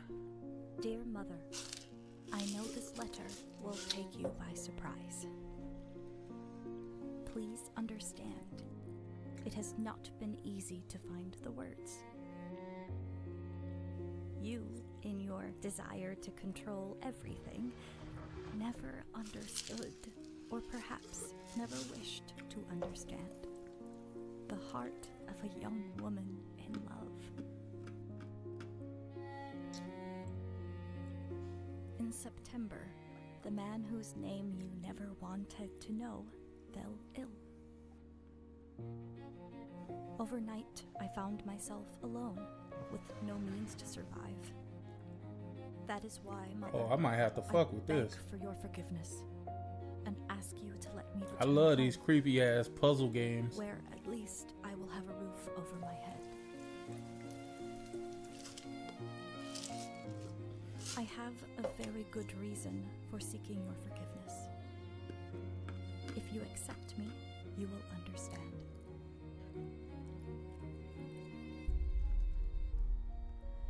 With all respect, Mama look like a zombie. Portrait of a Torn.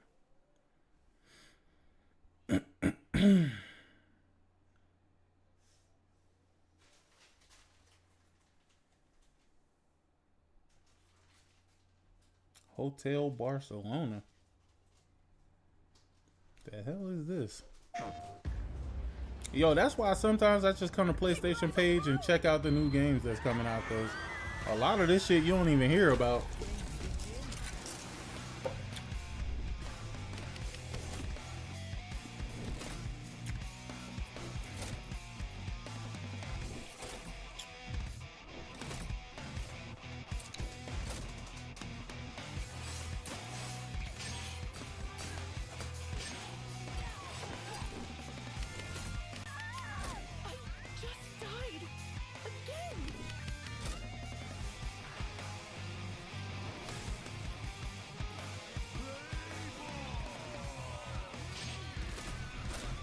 Yo, what? Hey, this shit look kind of lit, low key. You don't actually trust that murderer, do you?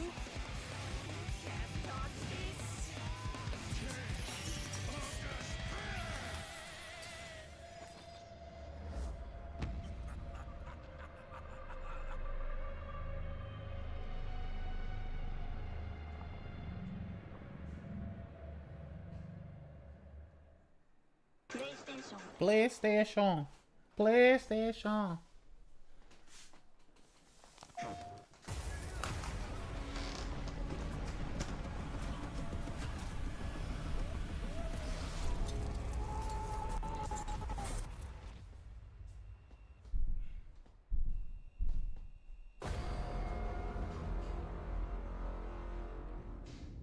This is Andrew Marsh. After years of searching, we found what we're looking for. Crew of the Ocean Eye. 8 scientists, all gone. Evidence of a truth so unfathomable, it will rewrite the history of humankind. The Cyclopean ruins we've discovered during our initial exploration are proof that civilizations rose and fell on Earth in its antediluvian past. Our first manned expedition will leave for the city in 2 days' time. We'll set up a base camp from which to conduct our exploration. If the maze is any indication, what we're about to see will change our very understanding of the universe. Man, you tripping. You tripping? No, sir. Hey, I love these Lovecraftian games. So I might have to fuck with Cthulhu, the Cosmic Abyss. See you in 2 days' time.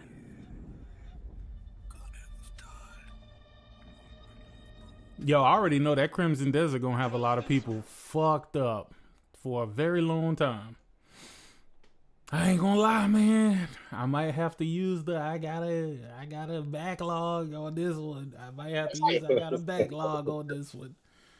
There's too many games coming in quick succession for real.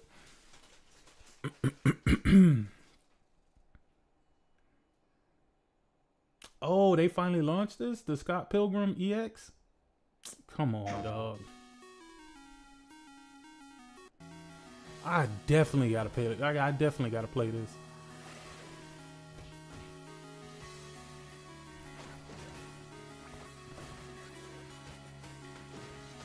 I don't know if y'all ever played the original Scott Pilgrim versus the World. That game was fire.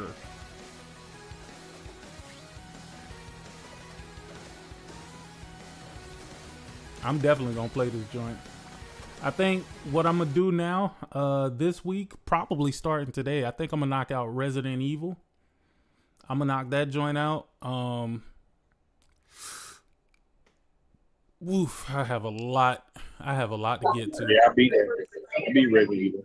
Yeah, I gotta get to it, man. I knocked out Sons of Sparta.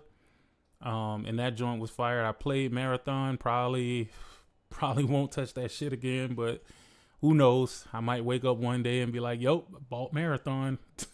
might, but right now, I don't think that's going to be the case, because what I'm waiting to come out now is Toxic Commando.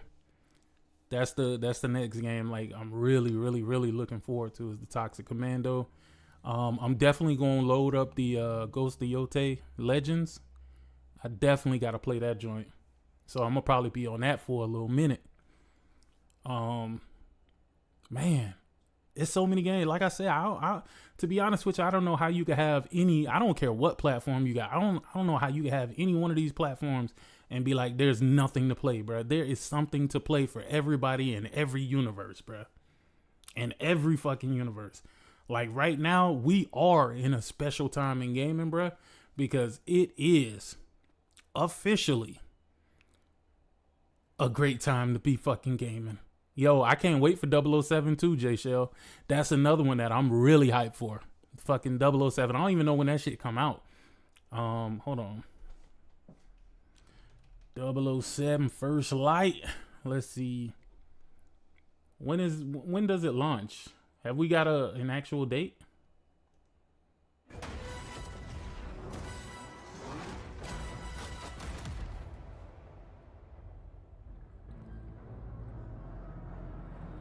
Again, I don't even know what you got to hate about the game. The game looks good. I mean, don't get me wrong, performance look a little, but hopefully they have that shit panned the fuck out. But yo, the game looked fire from the beginning.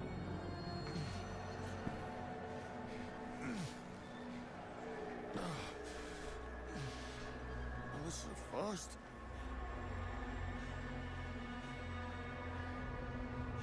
I mean, but this is the gaming community, bro, so there's always something to complain about. I am sometimes asked, Bafma, how is it that you hear every whisper in every corner of Aleph? And I answer, I built Aleph with my will, my blood. This city is an extension of my Yo, Starfield definitely ain't on my, that definitely ain't on my list for real, bro. No bullshit.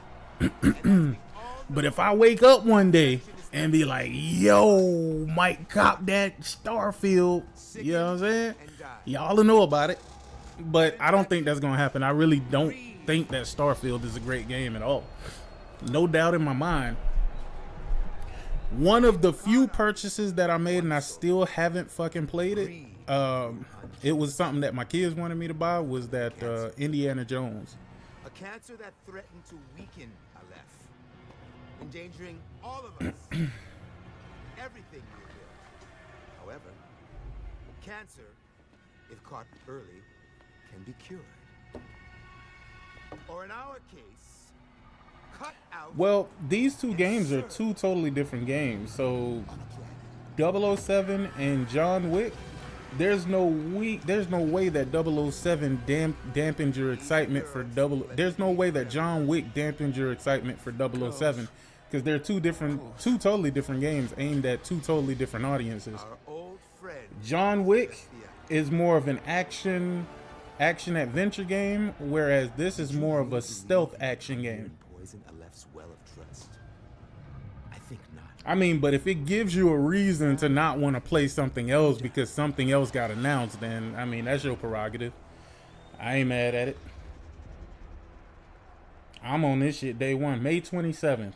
May 27th is when it comes out. Fuck yes. Fuck yes, I need that in my life. I need it in my life. I want it in my life. Come put it in my life. Let's see. What else do we got?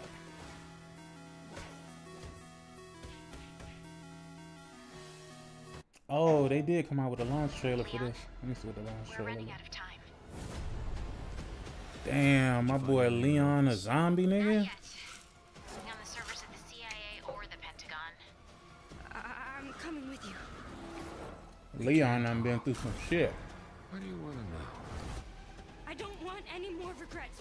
Whatever it takes to tell me. Yo, ain't that what's her name daughter from Resident Evil 7 and Resident Evil 8? I forgot what buddy name was, man. Nigga got on my nerves though.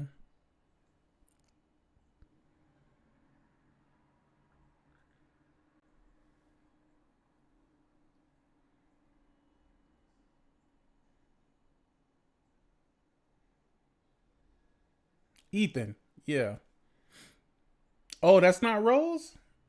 So who the fuck is that? Nah, you know what? Don't tell me. I'll find out. I'll find out. I'll find out. Don't tell me. Don't tell me. They tell you who it is in the beginning. Don't tell me, guys. Did you find anything on Opus? Not yet. On the servers at the CIA or the Pentagon. I'm coming with you. What mode you played this in, Link? What do you want to know? You played it in the ray tracing mode? What mode you played this in? The ray tracing mode?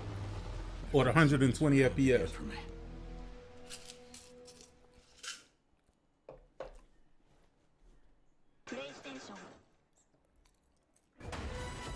Well, I played in the ray tracing mode.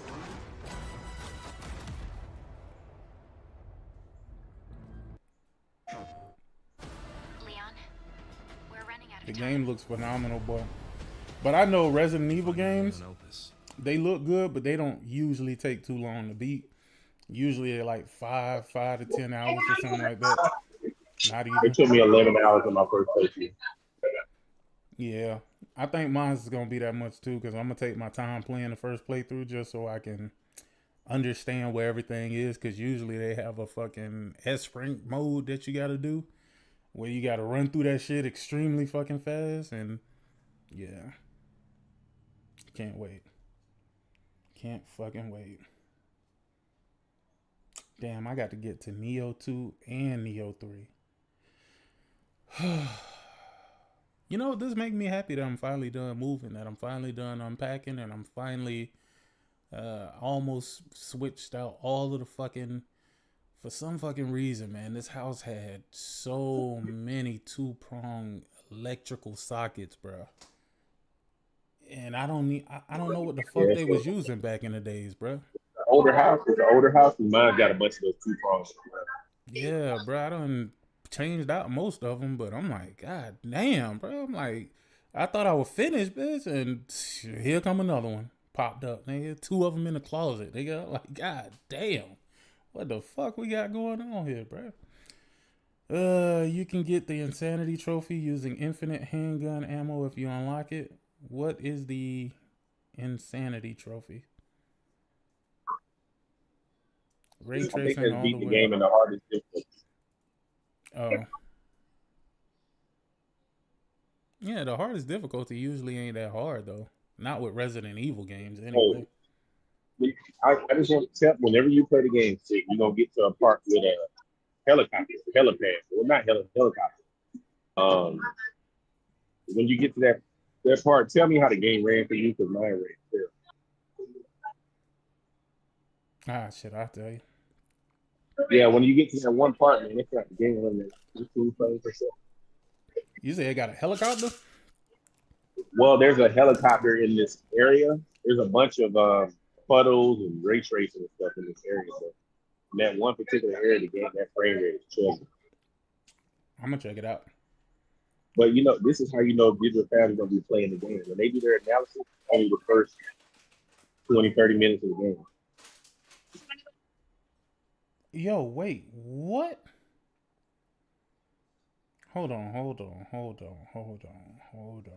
Is this DLC already, or is this something else? God of War: Sons of Sparta is set in the lands in and around Sparta, Laconia. It's the okay, no, peninsula it's just of Greece. I was gonna This is say, where you'll start the game. It's like the boys' backyard. This game is so dope. In Sons of Sparta, Kratos and Deimos are both Agoj cadets. They're young soldiers for Sparta. The world of the game we're telling is a lot more about the Laconia region outside of Sparta. The boys venture out, they get their first pass to leave town and go off on their own. And so we get to explore a lot of the countrysides and things that exist outside of the walls of Sparta.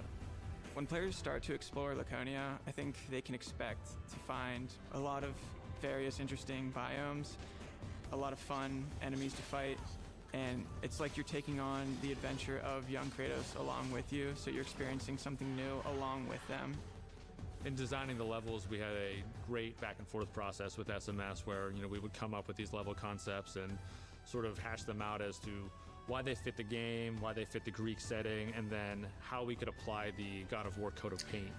Like every Metroidvania, the best part about this game is when you finally get all the skills, my nigga, and you can search every fucking area. The way we approached level design in God of War Sons of Sparta is to treat each level like it is its own character. So not just visuals, but things like color palette, shape language. Filling out the environments was figuring out where the locations were and finding their real-life counterparts within Greece to kind of see what kind of plants grow there, and translating that into pixel to make everything feel more distinct from each other. When making the game's map and its environments, we worked with the Santa Monica studio to make sure that each of these new regions felt at home in the God of War universe. We wanted to make them feel authentically part of Laconia and also authentically part of the series. New maps are packed. Every level has these new places for players to explore and find out more about this world. That might be useful in the future. Better remember this spot. We've been using the term breadcrumbing, and it's the concept of having these tiny rewards and these clues, taking this massive map and gives the player this sense of agency where they can go where and how they want. I think that's something that has driven a lot of our design decisions, because it's such an important pillar for what makes games in this genre fun and unique. Thank you, Nike. We look to the original God of War games for inspiration, such as Pandora's Temple. It's a big, sprawling environment. You go off into these side rooms, and you solve puzzles, defeat monsters. In this genre, typically environmental puzzles are pretty prominent, so we try to balance between regular mechanical puzzles. There's some that are hidden in the environment that you won't be able to tell off a first look. Sometimes you got to move things around. There's a lot of traversal puzzles too, so you'll be using your whole toolkit for most of the game to figure out most of the puzzles. Not only does searching for and exploring for the rewards give you actual currency or resources throughout the game to help your experience, there's also certain things that you can look for that help you understand the lore better, and they also give you the story around Laconia itself, so you can get a deeper knowledge of the world that you're living in. Most of the areas in Sons of Sparta are all original locations, and some of my favorite really support the theme of the game of this coming of age. For example, the Onus Vineyard, it's an area where grapes are harvested and then cultivated and then pressed into wine and matured, and it kind of is a mirror to the boys' journey of, again, coming of age. I'm definitely excited for players to see the port of Messenia. It's just a really nice area. The way the art has evolved over time just makes it feel so much more solid. And the art overall in the areas are just really interesting, and they all come together in a unique way. I'm very excited for people to really get to experience this side of Kratos that they've only hinted at in other games, about his younger life and the kind of person he was before he became the Kratos that we all know. We're excited for fans to explore Laconia through Sons of Sparta because the way it shows Kratos' homeland in this new pixel art style. We put a lot of effort into making these areas authentic, and not just to Greece, but to the God of War series. We think that we have all the elements there that fans will expect. Definitely a fucking great game, for sure. But anyway, I'm about to get up out of here, man. I appreciate all of y'all coming through and chilling out. Y'all niggas be easy.